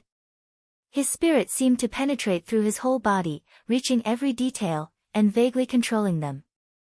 With the influence of the internal training method and the medicinal effect of the medicinal soup, he penetrated the strength, making his muscles, bones, and joints crackle. This was very similar to the state of great success in meditation, but Lu Qing only maintained it for a few minutes before he lost the feeling of having the power in his heart. His martial will was to protect. It came from the bits and pieces of his daily life, from the various feelings and emotions he had accumulated in the past. There was no need for him to ask for it, nor did he need to go through any arduous process to understand and discover it. However, he still had to polish and temper this martial will. He had to put this martial will into practice and then strengthen it through practical experiences. It was just like how there were definitely many people who felt that they loved their parents and family, but there were relatively few who could truly persevere in doing so. However, in any case, Lu Qing questioned his heart for the first time, found the initial source of his power, and understood his martial arts will. Whoever dares to hurt the people I love, whoever dares to destroy my beauty, I am willing to fight against them at all costs. He exhaled, overjoyed, and took out his mobile phone to call his mother. Hello, Cheng, why are you suddenly calling me? Are you not coming back for dinner again? Are you not coming back to sleep at night? Qi Fang's voice suddenly rose. Lu Cheng's eyes were hot, and he didn't know whether to laugh or cry. He said, Mom, what are you thinking about? I'm just. He was going to say that he suddenly missed her and wanted to give her a massage. But when the words came to his mouth, he knew that his mother would definitely be frightened and suspect that something had happened to him. So, in the end, he just played it down and said, I just suddenly felt like eating fried eel. You child, you should have said so earlier. At this time, alas, I'll go to the market to have a look. Qi Fang answered grumpily, but she still agreed. After hanging up, Lu Qing called his father again. Hello, Cheng, what's up? Lu Jisheng asked in confusion. Lu Qing lowered his head and smiled. Dad, I remember that you have finished your Ningxue Daku original proof wine, right? Yes, you have connections. Don't bother your friends too much. It's okay if you can't get it. Lu Jisheng smiled. He remembered that he had made original proof wine during the spring festival. Lu Qing felt that his father wanted it but didn't want to waste his favor, so he smiled and said, Don't worry, it's easy. With his current social circle, it couldn't be easier to make the Ningxue Daku original proof wine. Okay. Lu Jisheng hung up the phone and couldn't help but hum a song. My son is becoming more and more filial. After calling his parents, Lu Cheng's expression became gentler and he called Yan Zhika with a smile. Yan Zhika was being interrogated by her 3 best friends in the room when she suddenly heard her phone ring. She picked it up and answered the call in surprise and astonishment. Cheng. Cool, I think I found my own martial arts will. Lu Qing didn't hide his joy. Really? Yan Zhika seemed to be happier than him. She was rarely excited. What is it? Her abnormality immediately attracted the attention of Gu Shuang and others. Except for the colder Xing Jingjing, the other 2 winked at each other, believing that it was Lu Qing calling. Protect. Lu Qing said concisely. Yan Zhika looked up and asked him thoughtfully, You're right. Protect? Lu Qing didn't explain the specific meaning of protection. Looking at the sunlight outside, he shouted with a slightly red face, Ku, yes? Yan Zhika didn't understand. Lu Qing cleared his throat and laughed in a low voice, I love you.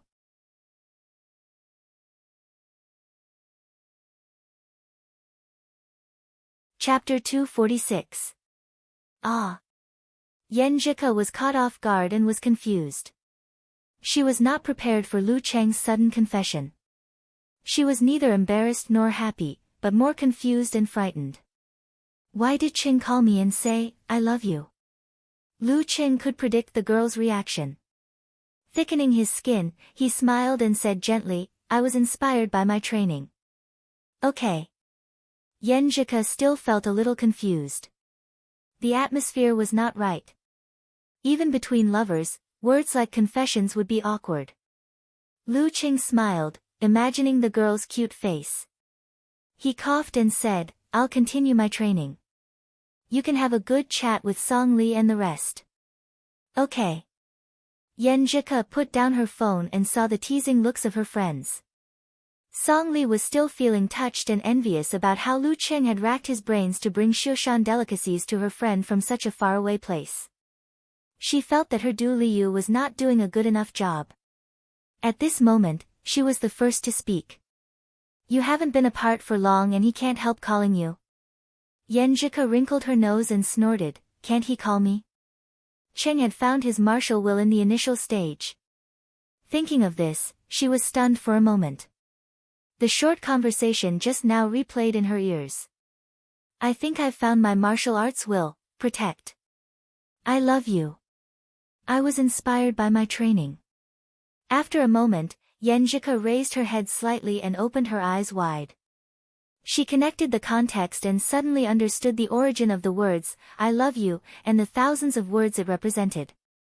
I love you, protect, she felt like some kind of emotion was exploding in her heart. She couldn't help but hold the pillow tight. She couldn't wait to call Lu Cheng back and tell him the secret of her feelings. She couldn't wait to rush to Gushan Martial Arts School and feel his body temperature. At this moment, seeing the light in her eyes and her expression, Song Li, Gu Shuang, and the others suddenly felt that there was no need to ask anything. The answer was written clearly. After more than a minute, Xing Jingjing suddenly said, I'm going to participate in the youth tournament at the end of the month. Ah. Yenjika came back to herself. Sister Jingjing, why? Xing Jingjing nodded slightly. I want to see if he has the ability to protect you. Yenjika was speechless for a moment. After that incident, Sister Jingjing not only started to hate men, but also awakened a terrifying supernatural ability. Although she had just entered the professional 9th pin, to be able to stand out in such a strong martial arts school like Huahai University, one could imagine her actual strength. Bang! Bang! Bang! Bang! The airflow around Lu Cheng kept exploding. His muscles, bones, and joints responded with crackling sounds. It was only after he tried to use the circulation of the Jindan that he was satisfied and ended the afternoon's training. In the days to come, he would temper and improve his martial will step by step. He would train his martial arts down to the smallest detail, so that the force in his body was almost as one. This was not something that could be comprehended in a single moment. Calm. Idiot, Yenjika typed 2 words with a blushing and smiling emoji. She didn't need to say anything. Lu Cheng's lips curled up. His heart was filled with warmth and sweetness. This is what I want to protect. This is the source of my strength. He walked out of the training ground and went to the locker room. Suddenly, he saw a familiar inner disciple coming to him. Brother Lu, do you have time? Su Rongfei smiled. Lu Cheng didn't answer directly. He asked in surprise, what's the matter? Su Rongfei explained respectfully, I want to ask for 2 hours of private tutoring. I saw Qin Rui's training just now and found that he really changed and improved. Okay, tomorrow then. Tomorrow afternoon. Lu Cheng agreed readily. Tomorrow, Empress Dowager would go back to Shushan. Ku and her family would go on a short trip in the surrounding area. As for the private tutoring fee, of course, there was no discount. Satisfied with his feeling of being a master, Gizershur drank a little wine happily. Suddenly, he was startled and muttered, didn't that brat want to combine things of cultivation? Why did he ask about the will of martial arts so soon? Did he give up trying and take the path of combining supernatural ability and martial arts? Gizershur was full of curiosity. He wanted to know what situation his disciple was in and what progress he had made. But as a master, how could he lower himself to take the initiative to ask? He coughed twice and decided to wait for Lu Cheng's good news or further questions. He waited for a long time, a long time, a long time. In the evening, after having dinner with Yen Kai, watching TV and chatting for a while, Yenjika finally felt relieved and put away her uneasiness. Judging from Dad's usual behavior, he didn't find anything unusual at that time. He didn't find Cheng in the kitchen. Phew, I've escaped this time. I'll learn my lesson and try to keep him in my room. Well, if Dirty Tong was here, she would definitely say that my way of thinking was wrong. Shouldn't a normal person's thoughts be, learn your lesson and try not to let Qing sneak into my house in the future? After watching the news, Yan Kai went into the study. He didn't come out until it was almost 10 o'clock. He habitually picked up his phone and called Ji Mingyu to report on the day's situation. While talking, he happily said, Ke has grown up and learned how to cook to surprise us. Ji Mingyu slid her finger on the touch screen of the computer and said in surprise, learn how to cook. Why didn't I see any signs of this? Hee, I found it by accident. When I passed by Qingyuan Street this morning, I thought that Ke liked the old steamed buns, so I bought some for her. Then I saw that she made egg fried rice and 3 shreds of cold salad. Actually, they were all okay. The 3 shreds of cold salad was a little green, but the egg fried rice was really good. Yan Kai recalled the surprise in the morning and described it happily. Ji Mingyu was stunned and said, you went back at the last minute and found it by accident? The 3 shreds of salad was average, but the egg fried rice was pretty good? That's right. Otherwise, I think with Ke's character, she wouldn't have revealed it until my birthday. Yan Kai comforted him. Ji Mingyu covered her eyes and almost cried because of her husband's stupidity. Your cabbage is about to be taken away by someone else. Yenjika put her legs on the doll and played with her phone leisurely while replying to Lu Cheng. The corners of her mouth were curled up, full of smiles. At this moment, the phone rang and vibrated. She was surprised to see that there was an incoming call.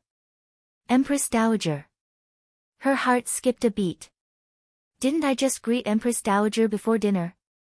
Picking up the phone, Yenjika tried to calm herself down and said in a normal tone, Mom? Cool, I heard from your dad that you tried to cook by yourself at home today. You made egg fried rice and 3 shreds of salad? Ji Mingyu asked with a faint smile. Yenjika suddenly shivered and thoughts ran through her mind. In the end, she chose to confess. Stammering, she said, Mom, that was the orange. Lu Cheng made it. I made 3 shreds of salad. He just came to cook for me and took a shower. He didn't do anything else. With Empress Dowager's wisdom and experience, she should have noticed something was wrong with her advantage of knowing the inside story. Hearing her daughter's confession, Ji Mingyu felt much better. She sighed and said with a smile, Your father is so happy. He thinks that you did it to surprise him. Sigh, you have to practice hard when you go back and really do it for him. You can't let him be happy for nothing. Her heart ached for her husband. I've been practicing egg fried rice for the whole morning just for him. Yenjika quickly expressed her attitude. She felt quite guilty towards her father. Ji Mingyu returned to the topic and laughed. Lu Cheng didn't listen to me and told you that I saw him. Otherwise, Ke wouldn't have confessed so easily just now. That guy seems to be a henpecked husband, yes. Yenjika answered in a low voice and then argued for Lu Cheng. This is the most basic honesty between 2 people. Oh, you're not married yet. You're already helping an outsider. Ji Mingyu was annoyed and amused. You said he came here all morning and did nothing but take a shower and cook for you. Mom. Yenjika certainly knew what Empress Dowager wanted to ask. She blushed. He was teaching me how to cook egg fried rice. We know what to do. I won't say anything. You're more stubborn than I was, and I believe you know what to do. But how many men can stop in this kind of thing? He keeps asking you to do it step by step. Won't you be soft-hearted? Won't you compromise? Ji Mingyu decided to talk to her daughter frankly about that kind of thing. She couldn't let her suffer because she didn't know enough. Unlike other parents, Ji Mingyu was more open-minded and liked to communicate frankly. Yenjika was like her in this aspect. Yenjika said shyly, Mom, why do you keep talking about this? And Cheng is not the kind of person you're talking about. Okay.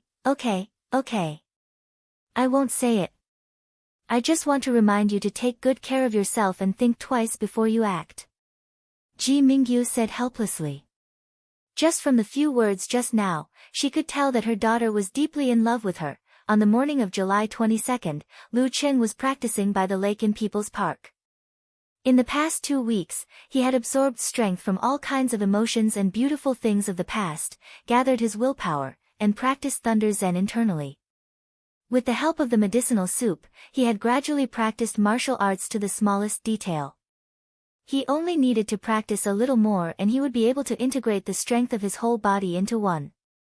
In the past 2 weeks, Yenjika and her parents went on a 4-day trip to the surrounding areas. Then, she accompanied her grandparents who came to Shushan for a week. With Empress Dowager's arrangement from time to time, she and Lu Qing could only practice together, go on dates, and see each other. Their inner desires couldn't be satisfied at all.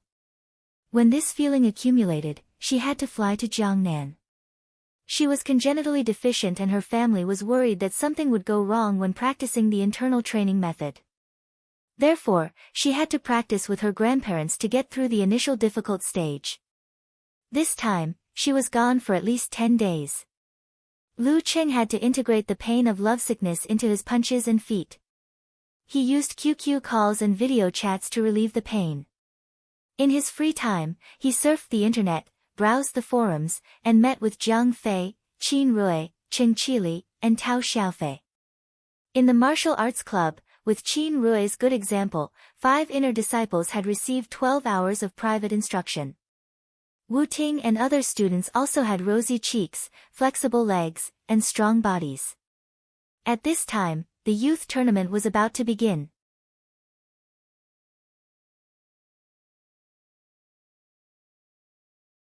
Chapter 247. At the lakeside of People's Park. Lu Qing retracted his stance and exhaled a breath of air like an arrow. Suddenly, a series of popping sounds came from his body, spreading throughout his muscles, tendons, and bones. They were all connected, almost becoming one. Phew, I still need some time. Lu Qing muttered to himself with some regret. In the process of constantly condensing and improving his martial arts will, because of his mastery of meditation and the realization of withdraw through the Jin Dan, his tempering progress was far beyond normal, just as Geyser had said. In another 10 or 20 days of grinding, he would be able to achieve complete unity of force in his body. Shaking his head, he put this matter to the back of his mind. He planted his feet and sank into a sitting position. With this sinking movement, his willpower surged, connecting his body and spirit, making his mind clear and aware of every detail. Following which, this willpower that dared to face everything for the things he cherished suddenly condensed and sank into his dantian. The guiding spirit suddenly converged and showed signs of rotation. In an instant, Lu Cheng's qi, blood, force, and even the feeling of being alive strangely contracted into a ball. They circled around each other, maintaining a balance. Boom! The balance disintegrated, and the ball exploded violently, spewing out endless power. Bam! Lu Qing took a step forward and threw a punch. The airflow in the air exploded, setting off a gust of wind, causing weak but real waves to rise and fall on the surface of the lake. This blow was close to the power of a Dan stage explosion. If Lu Qing changed to using Jin Dan Revolution as the fulcrum, he would be able to complete force concentration, not just a ball. In other words, in that situation, he would be considered a real Dan stage mighty one. But because of the combination of cultivation, his qi, blood, force, and spirit revolved around his willpower or Jin Dan as the core, maintaining a balance. There was no way to truly condense them into a single point, or rather, there was no way to do so at the moment. At most, he could only achieve the level of a miniature version of Jin Dan. Lu Qing even suspected that if they were to condense into a single point during the rotation, something terrible would happen. Without the corresponding information, he could only take it one step at a time. After a few rounds of continuous training, Lu Qing was completely exhausted. He finished his morning homework and jogged home. In this youth tournament, he did not intend to use his golden core. He would fight with his own strength to polish his will and refine his martial arts. He also wanted to see where he could rank among the young martial artists in the province without cheating. Kuku still doesn't know that I've already grasped the meaning of withdraw. She doesn't know that I've reached the initial stage of force concentration. I'll give her a surprise when she watches the live broadcast of the match. In the last VIP class training session in July. With his hands behind his back, Lu Qing walked around the familiar students and guided them on how to exert their strength. At the end of the session, he clapped his hands and smiled. We'll meet again in August. Everyone, don't slack off. Maintain the state of training 3 times a week. Yao Ruiwei, especially you, if you really slack off, your weight will rebound. I'm not trying to scare you. This little fatty had more perseverance than he had expected. He had actually persevered all the way. His weight had already dropped by more than 10 kilograms, and his training load was no longer special. He had caught up with the other students. Hearing Lu Cheng's teasing, Yao Ruiwei scratched the back of his head and laughed. Sir Lu, if my weight rebounded by half a kilogram, it'll be my loss. They were all teenagers. After getting familiar with Lu Cheng, they felt that calling him Coach Lu was too distant. Someone took the lead and started calling him Sir on their own accord. Yao Ruiwei had not only lost weight, but also a little bit of inferiority. He gradually opened up his mind and displayed the vigor that a person of his age should have. After the laughter that followed his words, Wu Ting asked in high spirits, "What's the matter?" "Sir Lu, I heard that you're going to participate in this provincial youth tournament." "Yeah," Lu Cheng answered without much care. Wu Ting cheered. "My dad's going to take me to watch the match live. I'll cheer for you." "I want to go too," Zhang Qiufan said enviously. She was not yet 13 and did not even have the capacity for civil conduct. Even if she wanted to go out, she could not buy a ticket. Wu Ting took good care of this little girl. She immediately suggested, "Why don't I ask your parents to let you come with us to Gaofen for a few days? See, you've exposed yourself. Are you going to play or cheer for me?" Lu Cheng shook his head with a smile. The students in the VIP class were all well off. After hearing Wu Ting's words, they began to talk among themselves. 1 or 2 of them wanted to join in the fun. Only Li Lei walked to Lu Cheng's side and said with admiration and doubt, "Sir Lu, I've had a few matches with other students in the VIP class these days. You won all of them?" Lu Cheng asked with a smile. Yes. But you haven't taught us any powerful moves. We just practice the basic skills over and over again." Li Lei was very puzzled. Lu Cheng laughed. "If your basic skills are not solid enough, even the most powerful moves are zero. As long as you don't fight with students who have come to summer school several times, you won't have a big problem." Of course, it won't be a big problem. The students in the other VIP classes followed the principle of physical fitness. Their moves and styles were cool to satisfy the teenagers' desires. They just practiced the basic skills casually. When it came to a real fight, they were very weak. "Okay." Li Lei nodded thoughtfully. He made up his mind to practice with Sir Lu in August. After returning home in the afternoon, Lu Cheng began to pack his luggage. He was waiting for Jiang Fei's car to go to Gaofen.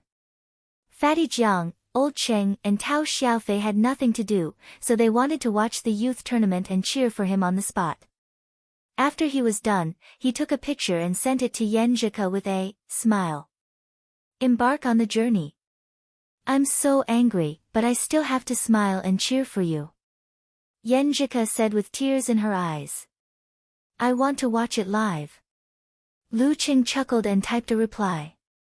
"Even if you didn't go to Jiangnan, Empress Dowager probably wouldn't let you go to Gaofen to watch the tournament."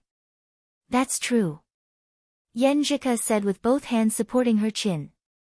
"Then I'll try to master the inner practice of meteor force as soon as possible and come back early. Well, I'll find Sister Jingjing and go directly to Gaofen." "You can't be eliminated too early," Lu Qing sent an emoji with a red scarf wrapped around his head. I'll hold on until you come back. That should be the last few days of the tournament, good boy, I'll give you candy when the time comes. Yenjika sent an emoji with a hook finger. Okay, by the way, what's Sister Jingjing's supernatural ability? You kept forgetting to tell me. Lu Qing asked casually. Yenjika replied with a serious expression, call me Coach Yen. Pfft. Lu Qing couldn't help but smile. Yes, please enlighten me, Coach Yen. Sister Jingjing's supernatural ability is to affect the surrounding air and create visual and auditory errors. During a battle, a wrong judgment is very dangerous. Yenjika didn't hesitate to sell her best friend out. They chatted for a while.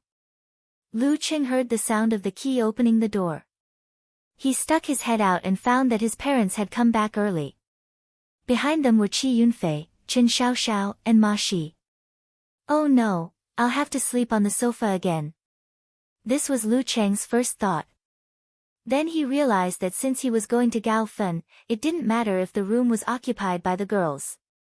Dad, Mom, why are you back so early? He asked in confusion. Qi Fang nagged, it's all because of your dad. A few days ago, he suddenly said that it's rare for you to participate in a competition in the province. We should go and see the scene. You and your father are like two peas in a pod. Why didn't you tell me in advance? I applied for annual leave and found someone to replace me. I almost couldn't win. Whim. Lu Jisheng laughed dryly. Ah. Dad and Mom seemed indifferent before, but in fact, they planned to go to Gaofen directly to cheer for me. Lu Qing felt warm in his heart. He asked with concern, have you booked a hotel? Cici and the others are going too. Yes. Brother Lu Qing, we're going to see your heroism live. Qi Yunfei answered exaggeratedly. Qi Fang continued, the hotel was booked. When your dad went to apply for annual leave, Fatty Guo was very happy. He said that his family would also go to Gaofen for a holiday and watch the competition. What a coincidence. He had an agreement with a 5-star hotel. Your dad had just finished the technical changes in the factory. He should have received a bonus. Well, he took 2 rooms as the bonus. She usually called Guo Min Fatty Guo or Cheapskate Guo as long as there were no outsiders. Anyway, we have to pay for the accommodation in Gaofen. The money we save will be the bonus. Besides, it's our first time staying in a 5-star hotel. It's good to experience it. Lu Jisheng comforted her generously. Qi Fang rolled her eyes at him. It's more than 1,000 yuan a night. Don't you feel the pinch? Cheng, why don't we change rooms? You can stay there. No, the hotel I chose is close to the competition venue. It's quiet and convenient. Lu Qing refused his mother's kindness. He wanted to let his parents enjoy themselves. At this moment, his phone rang. It was from Jiang Fei. Cheng, we're outside the community. Have you packed up? Fatty Jiang lowered his voice and snickered. Old Ching knew that you were going to participate in the competition, so he persuaded Monitor and Chao Lele to go to Gaofen together. Great. Old Cheng, you've grown up. I'll take Tao Xiaofei's car later. Lu Qing answered in surprise. Then he realized, no, my parents are going to Gaofen too. I'll take the train with them. Are you afraid that 2 cars won't fit you? Just return the tickets. Don't waste money. Jiang Fei suggested casually. Lu Qing counted the number of people and nodded. Okay, I'll tell them. Qi Fang was happy to have a free ride, and it was her son's classmate who offered it. She asked Ma Shi to return the tickets, took the luggage and went to the gate of the community. Dad, Mom, take Xiaofei's car. Lu Qing first greeted Tao Xiaofei and exchanged some pleasantries. Then he arranged for his parents, Qi Yunfei and Qin Xiaoxiao to sit in the BMW. He led Ma Shi to Jiang Fei's car and saw that Qing Qili was in the passenger seat, and Qiu Hailin and Chao Lele were in the back. "Cheng, you can do it." The two female students cheered him on with a smile. They didn't believe Fatty Zhang's description of Lu Cheng as invincible. They didn't have the curiosity to confirm it, so they just wanted to join in the fun. "Thank you." Lu Cheng answered politely. He turned to his cousin and said, "Cici, you get in." After the arrangement, he suddenly realized a serious problem. He didn't count himself in the head count just now. The seats were full, and he hadn't gotten in yet. Cheng, how are you going?" Jiang Fei looked at him in confusion. He couldn't ask them to get off, could he?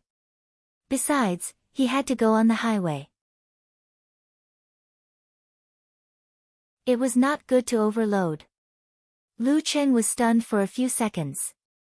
He said hesitantly, "I'll take the bus with the martial arts club, okay?" Jiang Fei waved his hand without hesitation and started the car. Tao Xiaofei followed closely behind. They were very confident in Lu Cheng's mobility. So straightforward. Watching the cheering group leave, the protagonist, who was cheered on, stayed in the same place, kissed by the hot sun, and his body was messy in the wind. Who was the main character? Wu Ting packed her luggage and followed her father to pick up Wei Renjie and his secretary. "Little girl, are you very happy?" Wei Renjie asked with a chuckle. This time, he would personally supervise the martial arts clubs in Shoshan and select the members who would participate in the special training based on their actual performance in the challenge tournament. The main player had been selected, and it was the one recommended by club master Chu Weikai. Wu Ting answered excitedly, "Because our coach will participate in the competition too." "Your coach?" "Lu Cheng." Not bad, not bad." Wei Renjie answered perfunctorily. With his status, of course, he didn't know the specific operation model of the martial arts club's summer class. He thought that the VIP class was the same as studying under a well-known mentor, and most of the time, the teaching assistant and others would act as his agent. Wu Qinggui was a little confused. He opened his mouth and wanted to say something, but in the end, he didn't say anything. Lu Cheng first communicated with them through the phone, and then he finally saw the Gushan Martial Arts Club's bus. As soon as he got on the bus, Su Rongfei and the other inner disciples stood up one after another and greeted him respectfully. "Brother Lu." Everyone had seen the effect of his guidance during this time. Lu Cheng was too lazy to correct their greetings. He nodded to them one by one and came to Qin Rui's side. He smiled at Chu Weikai and Dai Linfeng behind him. "Club Master Chu, sorry to trouble you." "What's the trouble?" "In name, you are still a member of our martial arts club." Chu Weikai laughed. Lu Cheng didn't say much. He turned around and sat down, leaning against the backrest and stretching his body. At this moment, the door closed and the bus started to move. So many people had been waiting for so long, and it seemed that they were waiting for him alone. Target, the youth tournament.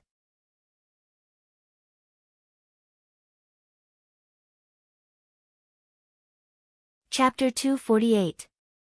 The scenery outside the window flashed by quickly. The afternoon sun was scorching and glaring. The Gushan Martial Arts School disciples automatically opened the curtains to make the carriage dark and comfortable for sleeping.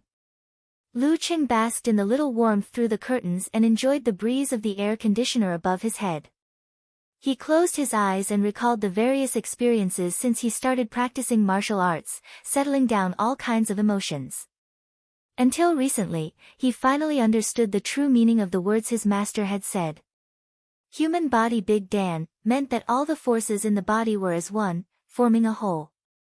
Round meant that the force, qi, blood, and spirit were smooth and transparent. Bright meant that one had to understand why to fight and put it into practice. Step by step, one would have a firm will, a clear mind, and a bright future. Body refining was a certain limit of the body. Dan's stage began to involve one's will and spirit to break through the shackles. While he was reminiscing, he heard the inner disciples of the Gushan Martial Arts School talking to each other excitedly. I hope we don't meet a strong opponent too early and try to enter the third round. Su Rongfei turned to Qin Rui and said. Qin Rui answered with anticipation and nervousness, among us, I'm afraid only senior brother Dai can enter the third round, don't you want to? Su Rongfei laughed. Qin Rui blurted out, why not? It's such a glorious thing. I want to enter the fourth round and get more attention. The purpose of the youth tournament was to encourage the young martial artists in the province to work hard. It was different from the Warrior Sage Challenge tournament. Therefore, the first 3 rounds were all passed to the professionals so that the amateurs could fully perform and train each other. For the amateurs, this was also a way to show off to each other. What? You were eliminated in the second round of the youth tournament? Oh, I was lucky enough to enter the fourth round and meet a professional 9th pin. When everyone was of the same rank, these things were one of the advantages to distinguish between the top and the bottom. Listening to these words and feeling the desire, Lu Cheng, who was resting with his eyes closed, smiled slightly. For himself, his initial goal was to get more prize money and nothing else.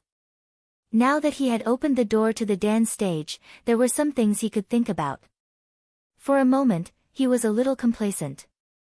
Chu Weikai also had his eyes closed as he observed the excitement of this group of inner disciples. He thought to himself, it's good to be young, full of hope, full of vigor, full of youthful vigor. He mulled over these 4 words and suddenly felt as if he had overlooked something very important. Chu Weikai clenched his fists and opened his eyes. He looked sharply at Lu Cheng, who was right in front of him. Perhaps it was because of their frequent contact, but she had actually turned a blind eye to the changes in his body. His qi and blood had originally been vigorous to the extreme, exuding a sense of valiance, sharpness, and vigor. With one look, one could tell that he was the kind of person who could fight very well. But now, he was calm and gentle, and his qi and blood were restrained. He had returned to his normal, ordinary self. Could it be? Chu Wei's pupils shrank. He couldn't believe his own guess. However, the changes in front of him clearly showed the answer. This was too exaggerated. He muttered to himself, feeling both shocked and relieved. The hotel booked by the Gushan Martial Arts School was called Tianshui Hotel. It was not far from Gaofen City's martial arts arena. The hotel was quiet and peaceful, and the price was not too expensive. It was only 400 yuan a night. Lu Cheng also chose this hotel. He stayed in a room with a big bed on the 12th floor. He put down his luggage and stood by the floor-to-ceiling window. He drew the curtain and looked at the arena that was shaped like a beetle. He suddenly felt relaxed and happy. He had just taken a picture of Yan Zhika and sent it to her when he received a call from Qin Rui. Hey, Cheng, do you want to have dinner together? My master is going to spend a lot of money today to prepare a feast for everyone. Qin Rui laughed. Lu Cheng stood by the window with one hand in his pocket. He smiled and said, No, thanks. My parents and Jiang Fei are here too. I have to go with them. Look at my memory. Qin Rui slapped his forehead. Have fun then. After hanging up the phone, Lu Cheng immediately called Jiang Fei. Hey, Fatty Jiang, I'll treat you to dinner later. Don't go anywhere. Fatty Jiang and the others were also staying in a good hotel because Tao Xiaofei had volunteered to pay for them. However, they were not staying in the same hotel as his parents. Jiang Fei was a little surprised. Cheng, when did you become so polite and proactive? I thought you would only treat me if I shamelessly brought it up. Do you want to eat or not? Forget it if you don't want to eat. Don't talk nonsense. Lu Cheng smiled grumpily. Tao Xiaofei and Fatty Jiang drove his parents and cousin to Gaofen to cheer him on. If he didn't treat them to a meal, he would feel guilty and guilty. Of course, it was all thanks to Coach Yan's influence that he could have such social awareness. Jiang Fei laughed and said, Of course.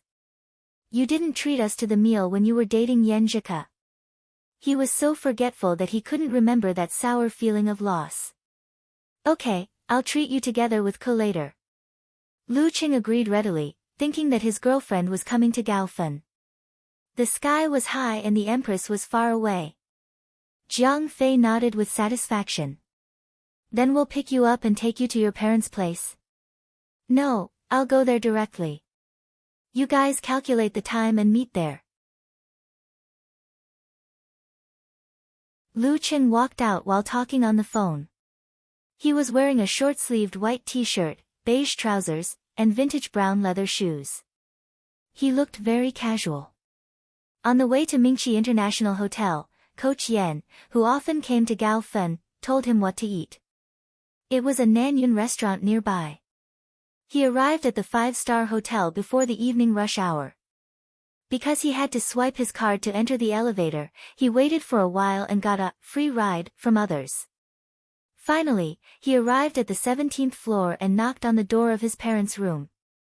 What 5-star? It's no different from an ordinary hotel. The rooms are a little bigger and the things are a little newer. Qi Fang complained to her son, still worried about the bonus.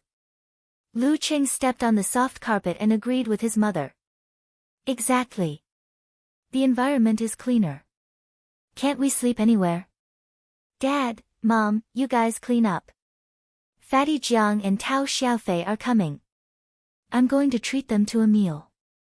Lu Jisheng adjusted his glasses and said with satisfaction, you really should treat them to a meal. Cheng, you've really matured. After a while, the 3 girls finished tidying up. The 6 of them entered the elevator and went to the 1st floor. Ding! The elevator door opened on the 1st floor, and a few familiar faces appeared. Guomin was waiting for the elevator with his wife Wan Rongli, daughter Guo Huairou, son Guo Huayan, and bodyguard Jia Tong. Old Lu, the whole family is here. Guomin's eyes lit up when he recognized Lu Jisheng and Qi Fang. He smiled and greeted them. Wan Rongli and Guo Huairou raised their chins to show restraint. At this moment, their eyes suddenly froze when they saw Lu Qing standing next to Lu Jisheng with a gentle smile. In an instant, the words, he's here, and he's gone, flashed in the minds of Guo Huairou and the others, as well as the figure that floated away in front of them. Lu Qing smiled and nodded slightly as a form of greeting. Guomin and the others were surprised and puzzled. They subconsciously smiled and nodded back. It's really him. Why is he here? Lu Jisheng smiled reservedly. Mr. Guo, I thought you would only arrive tomorrow. This is my son, Lu Cheng. These are my relatives' children. Come, greet Uncle Guo. Lu Qing immediately took a step forward and said with a slight smile, hello, Uncle Guo. Hello, hello. Guomin stared blankly at Lu Qing, who was dressed in casual clothes and wearing a clear and gentle smile. Uncle Guo, Guo Huairou and the others were also like clay puppets, blankly responding to Lu Cheng's greeting. Mr. Guo, we have something to do, so we'll leave first. Lu Jisheng held the elevator button for them. Okay. Okay. Guomin still gave the same answer. Lu Qing didn't say anything. He put his hands in his pockets and leisurely followed his father to the side door, which was the closest way to Nanyun restaurant. Watching the family leave, Guomin suddenly took a breath and came back to life. Arriving at the side door, Qi Yunfei, Chen Xiaoxiao, and Ma Shi were immediately shocked by the noise and liveliness. The door was covered with a red carpet that stretched all the way to the stairs. There were cameras on both sides and men and women holding banners and signs. What are they doing? Qi Yunfei said to herself blankly. Lu Qing glanced at the scene and also didn't know what was going on. But at this moment, he saw a familiar figure coming in from the door. It should be said that he was familiar with him, but he definitely wasn't familiar with him. The newcomer was the top seed of this youth tournament, the 23-year-old professional 7th pin Dan stage Zhang Zhutong. There were no talented fighters like Peng Liyun and Ren Li in this generation of Xing province, not even close. Zhang Zhutong had reached professional 7th pin in the Dan stage at the age of 23, which meant that he could reach the inhuman stage. It wasn't impossible for him to reach the physical invulnerability stage. Zhang Zhutong was about the same height as Lu Cheng. Wearing a white martial arts suit, he looked exceptionally handsome. His eyes were sharp and unfathomable. With a smile on his face, he looked around proudly. Walking on the red carpet with his glamorous female companion, he calmly withstood the flashes of the various guns and cannons. At this moment, a girl beside Qi Yunfei answered her question and said excitedly, "Banquet. Youth tournament banquet. Don't you know?" "No." Qi Yunfei shook her head blankly. The girl casually explained, "Isn't the youth tournament the day after tomorrow? The organizing committee is holding a banquet for the seeded fighters. Many experts and celebrities will come." As she spoke, she raised the banner and screamed, "Hey, hey! Zhang Zhutong!" Qi Yunfei suddenly understood and glanced at her cousin. She wanted to say something but was too shy to do so. Chen Xiaoxiao asked confusedly, "Brother Lu Cheng, why didn't you get an invitation?" Lu Cheng watched Zhang Zhutong turn to the stairs and shook his head with a smile, "Maybe I'm not qualified enough."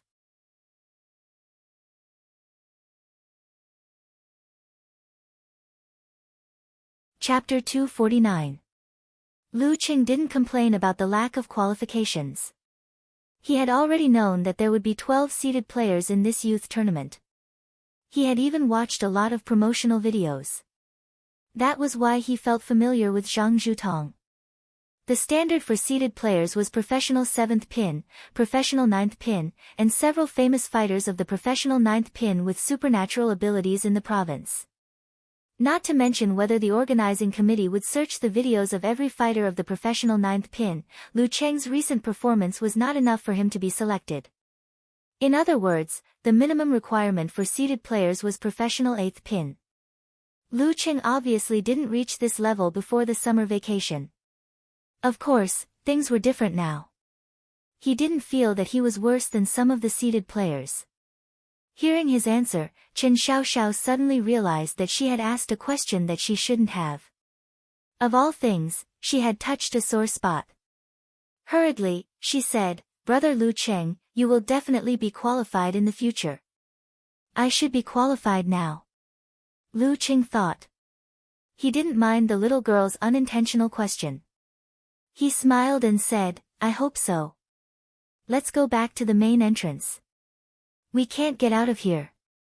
Because they didn't know the strength of their son, cousin, Qi Fang, Ma Shi, and the others forgot about the qualification for the banquet. They excitedly discussed the situation just now and followed Lu Cheng back to the main entrance. They went to a Nanyun restaurant nearby. On the way, Lu Cheng seized the time to ask little Ming, "Talker, are you there? If you have something to say, just say it. Don't ask me if I'm here." Kai Zhongming answered casually.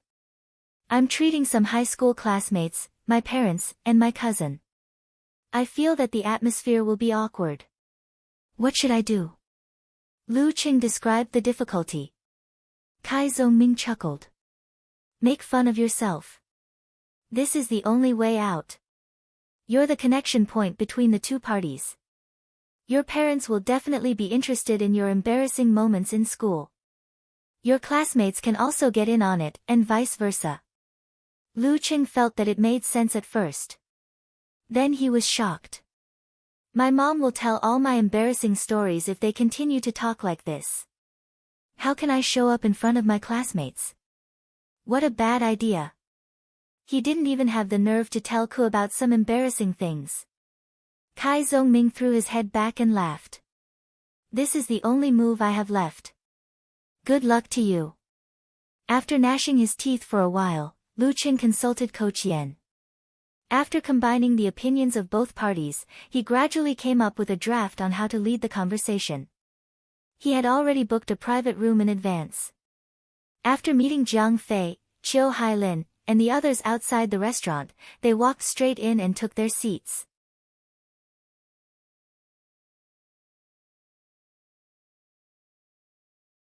Occasionally, they would exchange a few words in the class group, or Chao Lele would ask about computer problems in private. Second, he felt that it was enough to maintain the relationship with other girls at this level since he had a girlfriend. The Nanyun cuisine in this restaurant was indeed very good, and it was also very suitable for the people of Xing province. The dinner was very enjoyable, and many of Lu Cheng's embarrassing stories were dug up, which became the favorite topic of Chiu Hailin, Chao Lele, and Qi Yunfei. Fortunately, it's still under control.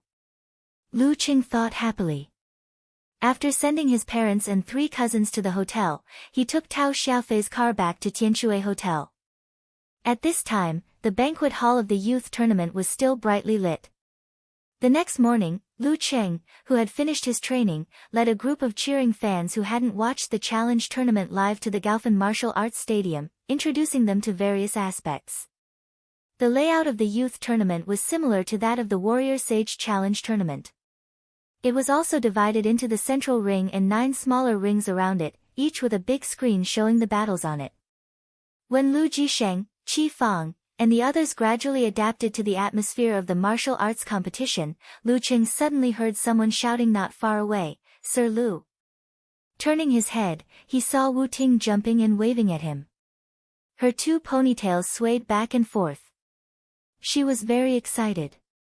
What a coincidence! He responded with a smile. Then he saw Chairman Wei Renjie and several men he didn't know standing next to Wu Ting. One of them was full of vigor and blood, and his eyes were terrifyingly sharp. Is he Sun Yixing, the mighty 9th fighter recommended by Club Master Chu? Lu Cheng nodded thoughtfully. Although this professional 9th pin fighter looked ordinary, he was quite famous in the past. During the ranking event, he defeated several fighters from the surrounding cities and won a place for Shushan to enter the 9th pin. At that time, he was only 20 years old. Wu Ting replied with a bright smile, "Not a coincidence, not at all. I've been looking for you, Sir Lu." At this time, because of Wu Ting's movement, Wei Renjie, Wu Qinggui, and Sun Yixing all looked over and saw Lu Cheng leading a group of people, old and young. He looked more like a tour guide than a fighter. "Lu, you're here too." Wei Renjie didn't call him by his full name since they had met several times. "Yeah." Lu Cheng answered frankly and said with a smile, "But first, I have to show my parents around and have a look." After a few words of greeting, they separated. Wei Renjie's secretary ran back with a document in his hand. "Chairman, this is the number of matches for the Shushan fighters today." Wei Renjie glanced at it and handed it to Sun Yixing. He smiled and said, "Thank you, Sunday." He couldn't tell whether it was good or bad. Sun Yixing laughed and said, "It's my pleasure." Then he sighed and said, "If it weren't for this, no professional fighter would come to watch the first 3 rounds." In a dark bedroom, a beautiful woman woke up lazily. She found that there was no one beside her, and the temperature was cold. She put on her pajamas and walked to the window. She looked outside and saw Zhang Zhutong practicing martial arts in the garden. His upper body was naked, and his muscles were exposed from time to time. Drops of sweat trickled down his body. "Can't he stop for a day?" the beautiful woman complained. In a park, Xing Jingjing stood in a dark corner with her eyes closed, practicing one move after another. In a martial arts club, a young man with a shallow scar on his face stood quietly. His body was empty, as if he didn't exist. Beside a pond full of blooming lotus flowers, a young man with a few tufts of white hair grabbed the air and made crayfish in the mud fly up one by one. 3 days later, the morning sun was just right, shining brightly in the room. Lu Cheng took a shower to wash away the traces of his morning exercise.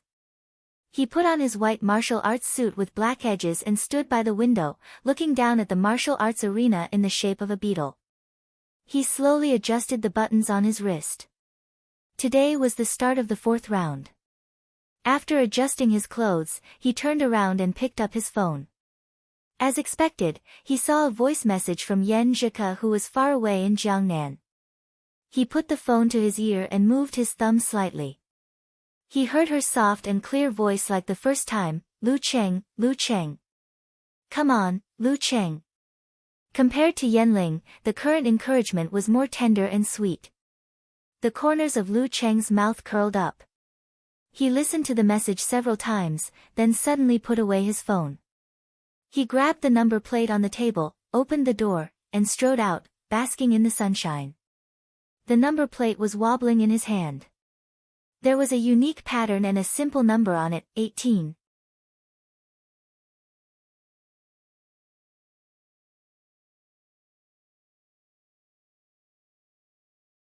Chapter 250. He walked out of the room and took the elevator to the lobby on the first floor. Lu Qing saw that the Gushan martial arts school had already gathered there. Qing, do you want to go to the stadium together? Qin Rui saw Lu Qing out of the corner of his eye and shouted immediately.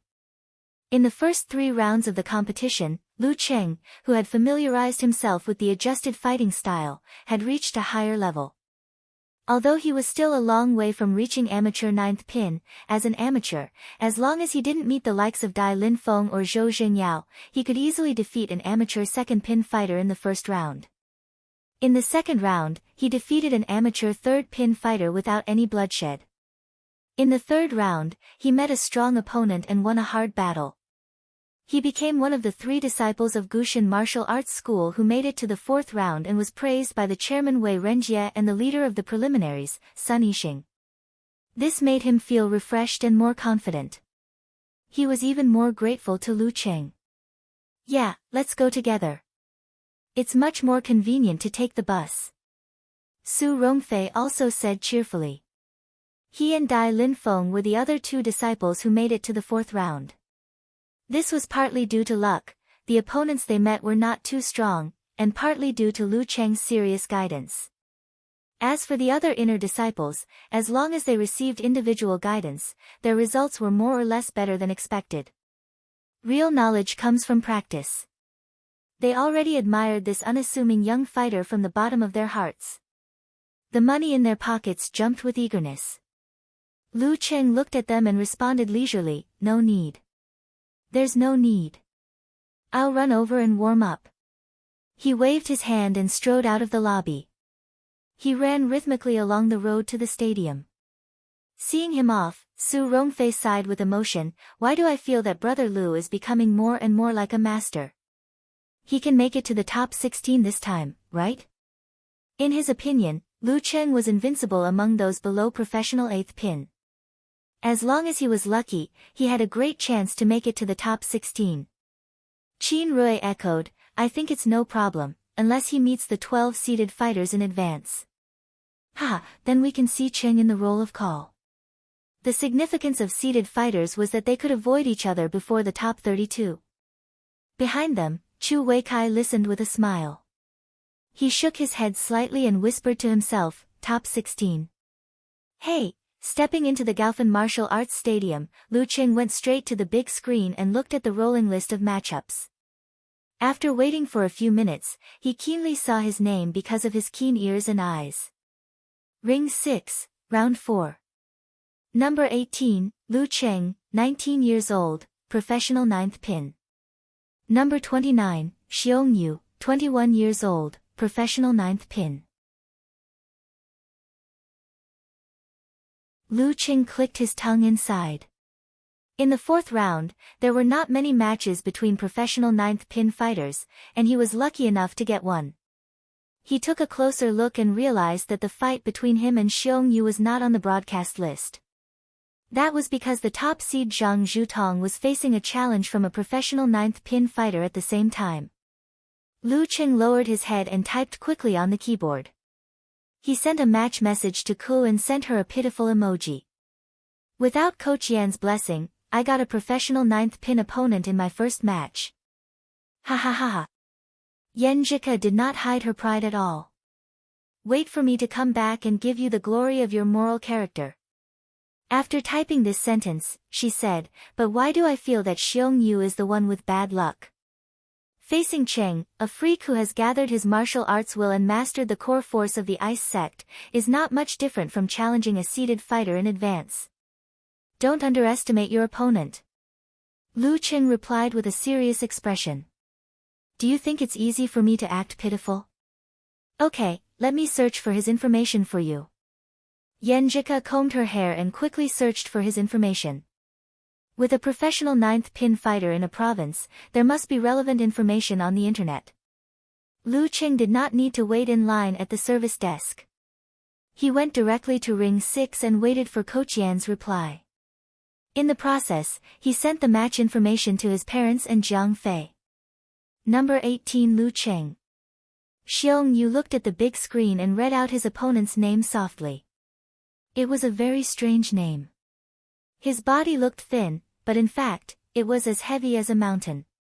His face was round, and his facial features were close together, making him look very funny. He was a member of Gao Fen's Jianxian Hall, and he came from the local famous Jinshan Martial Arts Club.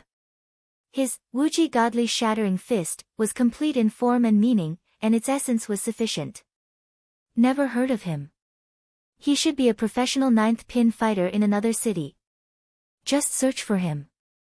Xiong Yu's companion was a delicate girl with thin eyebrows.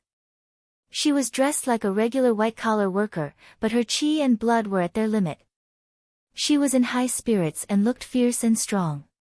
She and Xiong Yu were surrounded by several reserve members of Jianxian Hall. When they heard Sister Ying's order, they immediately took out their mobile phones and searched for information. Xiong Yu was too lazy to do it himself since he had a follower to do it for him. He smiled and asked, "Sister Ying, your match is in the afternoon." He was very respectful to Han Ying because her brother was one of the vice leaders of Jianxian Hall and the second seed of this youth tournament. He was a 25-year-old professional 7th pin fighter of the Dan stage, Han Jifei. Yes, an amateur first pin fighter.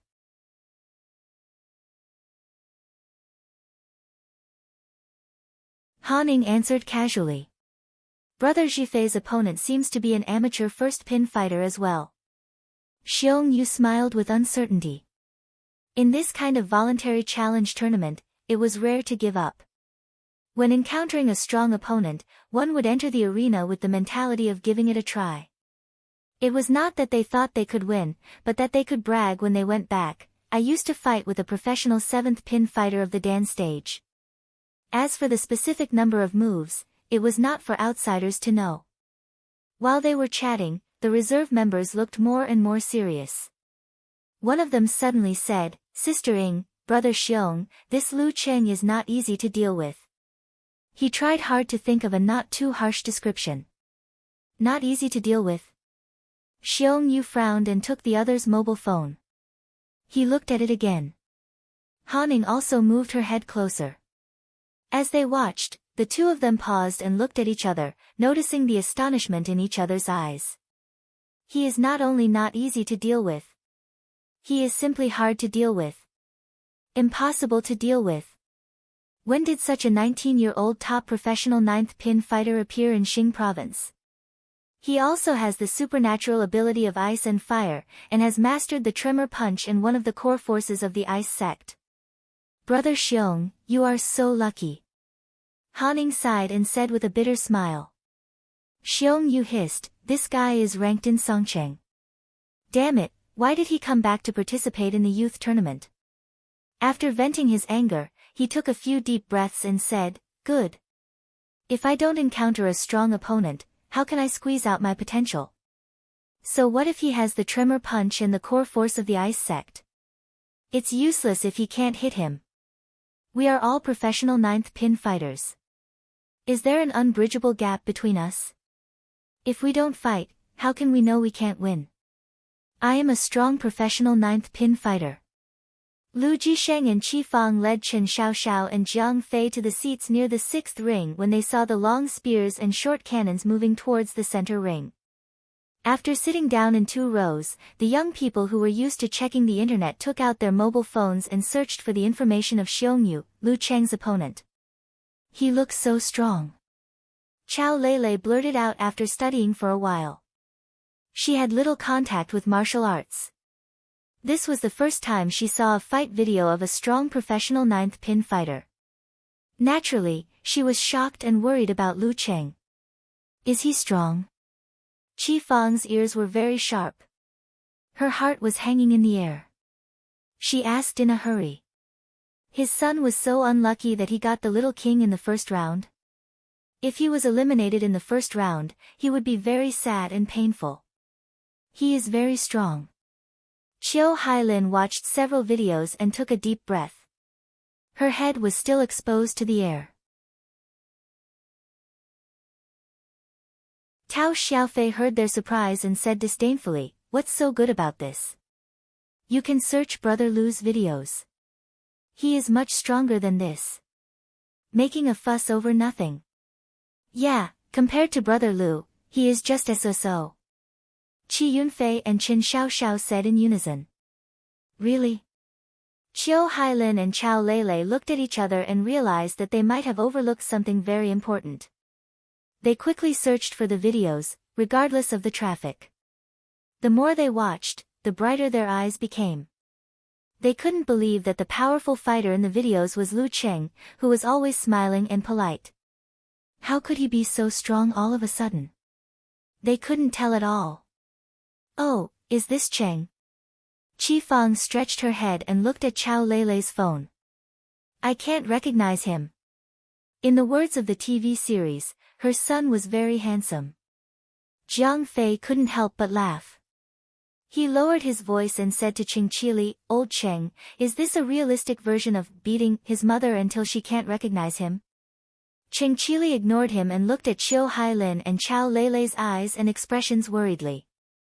He was not afraid of anything, but he suddenly felt ashamed of his own inferiority. When there was a comparison, there would be hurt. Lu Jisheng quietly listened to their discussion and glanced at the videos on the phone. He vaguely understood one thing. Fatigue was specially called yesterday to say that the bonus would still be the same. In Lu Cheng's fan forum, a little fairy posted a post. The third Youth Fighter Championship of Xing Province, 4th round, Lu Cheng vs Xiong Yu, professional 9th pin. Unparalleled Dragon King was the first to appear. Adjusting his sunglasses expression, he said, "I knew Lu Cheng would participate in this competition. Hey, my girlish heart can't wait."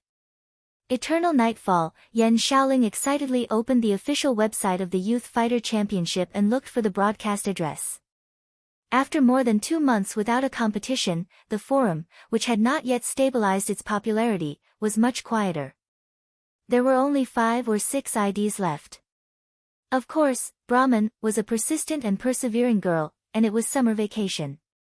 After a few seconds, she appeared and said, "Speak. Who are you? Why do you know my idol is participating in this competition?" A little fairy gave an irrelevant answer. "Help when you see injustice." In front of the computer screen, Yenjika held her chin with one hand and smiled. She deliberately changed her ID because she didn't want people to think of Lu Cheng's girlfriend. Brahman was about to ask again when Eternal Nightfall sent a rolling on the ground and wailing expression. "No broadcast. No broadcast. I'm going to die. I'm going to die."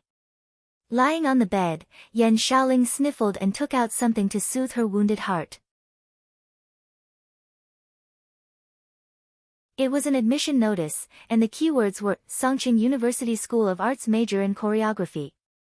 Looking at the 2 girls rolling on the ground and wailing, Yenjika chuckled and thought to herself, "You can't watch the broadcast, but I have a way. I'm prepared." She first replied to Lu Cheng's message and analyzed the characteristics of Xiong Yu's fighting style. Then she entered the Du Chivalry group and Gu Shuang, Shuang, "Are you at the scene?" Gu Shuang was the first girl she had mentioned to Lu Cheng. She was the girl who met the scumbag. The scumbag spent Gu Shuang's private money and was two-timing. When Gu Shuang came to argue with him, he even tried to beat her, but he was beaten up by Yenjika. Gu Shuang was chatting with Xing Jingjing on the high platform. She glanced at the screen from time to time. After seeing her friend's question, she smiled and replied, "I'm at the scene." "Cuckoo, you're too impatient, aren't you? The first game hasn't started yet." "Hee hee, a girl in love. Even you, who used to be rational and cold, can't escape." "Well, when have I ever been cold?" Yenjika replied with an emoji sitting straight. "In my mind, you've always been cold and aloof. You seem to be polite, easy to approach, and good at interpersonal relationships. But in fact, you're only willing to accept a few friends. Right, little fairy? Gu Shuang joked with Lu Cheng's nickname. Yanjika had shared this kind of fun with her girlfriends before, but she was teased by them from time to time. Gu Shuang liked this kind of Yanjika. If anyone could become the girl's best friend, she wouldn't feel special at all. Yanjika spat and didn't respond to the nickname. She emphasized, "You said you'd broadcast it for me." "Broadcast it with a mobile phone." "I haven't forgotten. It's still early." Gu Shuang answered casually. She was about the same height as Yanjika. Wearing a black dress, she had shoulder-length curly hair dyed chestnut and light makeup. Her eyebrows were delicate and filled with faint charm. But she didn't look like a 19-year-old girl. Instead, she looked more like a woman who had been working for several years. Beside her, Xing Jingjing glanced at her and sighed faintly. Ever since her first love met a scumbag, this best friend of hers who came from an extremely well-off family no longer believed in love. She changed from her usual innocent and pure self and wandered among men, enjoying being surrounded by them. However, she did not give her true feelings and was neither close nor distant. In her own words, she played in the mortal world and became a playboy princess. Men can touch, but women can't. Lu Qing didn't look down on Xiong Yu even though he was pretending to be pitiful. It happened every day in the world. If he was really defeated by Xiong Yu, he wouldn't be able to face his parents in the future. The lesson he learned before was that he couldn't be complacent. He carefully watched Yanjika's analysis and the video provided by her and had a general understanding of the situation. At this time, since the first two matches were between a professional 9th pin and an amateur 2 and an amateur 1st pin, the third match was about to begin. Lu Qing put away his mobile phone, tidied up the wrists and trouser legs of his martial arts suit, left his seat and leisurely went to the 6th ring. As expected, he saw Xiong Yu and nodded slightly to him as a greeting. Xiong Yu and Han Ning also recognized Lu Cheng, who left a deep impression on them in the video. They found that he was gentle and introverted. He stood there calmly, more like a spectator than a fighter. This recognition made them pale. According to the information, Lu Cheng should be able to reach the peak of body refining soon and show his fierceness. Was he stagnant or had his strength improved beyond imagination? If Lu Cheng had really touched the threshold of Dan's stage, he would be a dark horse in this youth tournament, considering the moves he had shown before. Lu Cheng just smiled at their reaction and turned his attention to the arena, enjoying the rare amateur 1st pin versus amateur 1st pin in the 4th round. Sure enough, no fighter was a fool. Combined with the previous videos and information, it was not difficult to tell that he had made great progress. But my progress will be much greater than you think, a lot. Lu Cheng thought leisurely and took out his mobile phone to chat with Yanjika from time to time. 10 minutes later, the third match ended. The referee took a short break and shouted loudly, "The fourth match, Lu Cheng vs Xiong Yu." Wu Ting had been watching the big screen of the 6th ring. Seeing Lu Cheng enter the arena, she said to Wu Qinggue beside her, "Dad, I'm going to watch our coach's match. I'm going to cheer for him. Don't go anywhere." Wu Qinggue said subconsciously. I won't. Wu Ting shook her father's arm like a spoiled child. "I'm at the 6th ring. You can find me later." Wu Qinggue originally wanted to follow his daughter, but seeing Wei Renjie who was watching Sun Yixing's match attentively, he swallowed his words and ordered the bodyguards to follow them. Wu Ting cheered. She dragged her sandals and ran to the 6th ring. She cupped her hands around her mouth and shouted, "You're so lucky. Come on, Sir Lu." Lu Cheng was confronting Xiong Yu, waiting for the beginning of the conversation time. Suddenly he heard the shout. He turned around and responded with a smile. It seems that Zhang Qiufan and the others didn't make it. Only Wu Ting came. After shouting, Wu Ting took out her mobile phone and sent a message in the group. "Hurry up. Team up. Sir Lu's match is about to begin." Gu Shuang also pulled Xing Jingjing to the ring and found a good position to shoot. But she didn't start immediately. Instead, she was still chatting. Cuckoo, your man looks quite handsome like this. If you ignore his face, bah, what do you mean by my man? Can't you speak properly?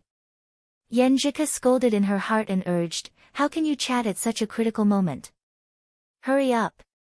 Broadcast it for me. No hurry. What's so good about the conversation time? Gu Shuang answered casually. I'll broadcast it for you when the match starts. Now I have to interview you. Cuckoo, how are you feeling now? Are you very excited? She teased her little fairy who rarely had the chance to flirt with her. Yenjika sent an emoji with a doting smile. How am I feeling now? I want to strangle you. This was the essence of what she learned from the conversation between Lu Cheng and Kai Zongming. She started to strangle him when she didn't agree with him. Standing in front of Lu Cheng, Xiong Yu quickly went over his strategy. When almost everyone thought he would use guerrilla fighting to avoid the tremor punch and the core force of the ice sect, he would take the initiative to attack at the beginning of the match. Every move would be fatal and catch his opponent off guard. In order to achieve his goal, he had to instill the idea of guerrilla fighting in the conversation time. The conversation time starts now. The referee announced calmly. Xiong Yu immediately opened his mouth and said sincerely, I watched the video of your match before and found that I was really unlucky. I thought I would be able to defeat the small fish in the next 2 or 3 rounds and advance happily. Who knew I would meet you directly, the big shark? What an interesting way to put it. Lu Cheng slowly adjusted his body state and replied with a smile, in a battle, there are hundreds of changes in an instant. It's not uncommon for the weak to defeat the strong. In the winning factor, strength was the main factor, but not the only factor. Xiong Yu continued with his plan. He sighed and said, no matter if it's tremor punch or the core force of the ice sect, I'm very envious of them. If I can master any one of them, other than the few seated fighters in Gaofen, I can do whatever I want. He emphasized that he was both envious and afraid of the tremor punch and the core force of the ice sect. He didn't dare to face them head-on so as to mislead Lu Cheng. In such a long-winded conversation, the referee raised his right hand and announced loudly, begin. In the stands, Lu Jisheng and Chao Lei immediately sat up straight, their eyes focused and serious. Gu Shuang hurriedly clicked on the live video option. Wu Ting frowned and complained that her friends were too slow.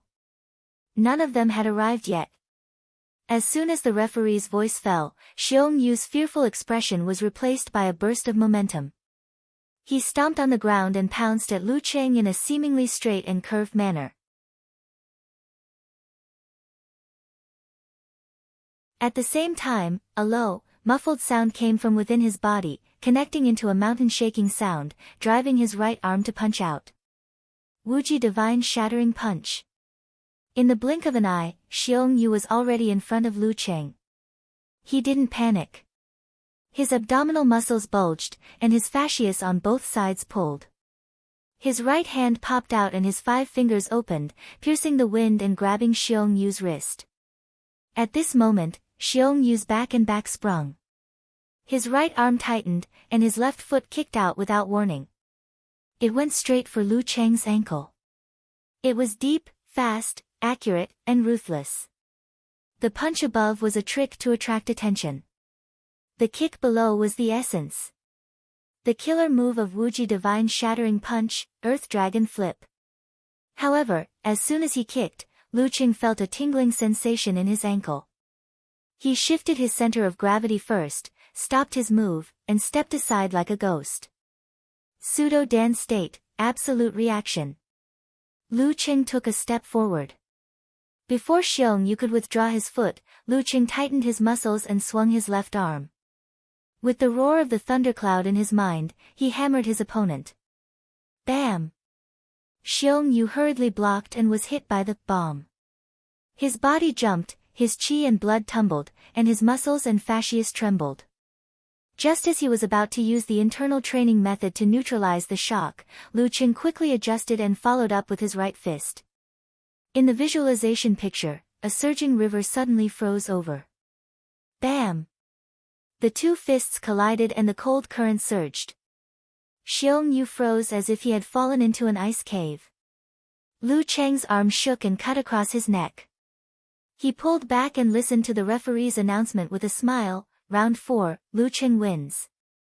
Hee, it feels good to be a shark once in a while. At this moment, Gu Shuang had just finished the live broadcast and was facing the arena with a smile. Hearing the referee's announcement and seeing the two sides separated, her smile froze. She was stunned for a moment and then smiled at Yan Zhike. It ended so quickly, I just started. Yan Zhike was annoyed and amused at the same time. She said bitterly, let's break up. I told you to start the live broadcast when we were talking. Nearby, Wu Ting glanced at her companions regretfully. She sighed and muttered to herself, that's right. This guy is so weak. You're tuning in to the Blissful Bookshelf YouTube channel. We're so grateful for your support and don't forget to subscribe to join us on this incredible journey through captivating stories. Your generosity through donations truly makes a world of difference, as it's the primary source of revenue that allows me to expand and enhance this channel for you. Thank you from the bottom of my heart for being a part of this adventure.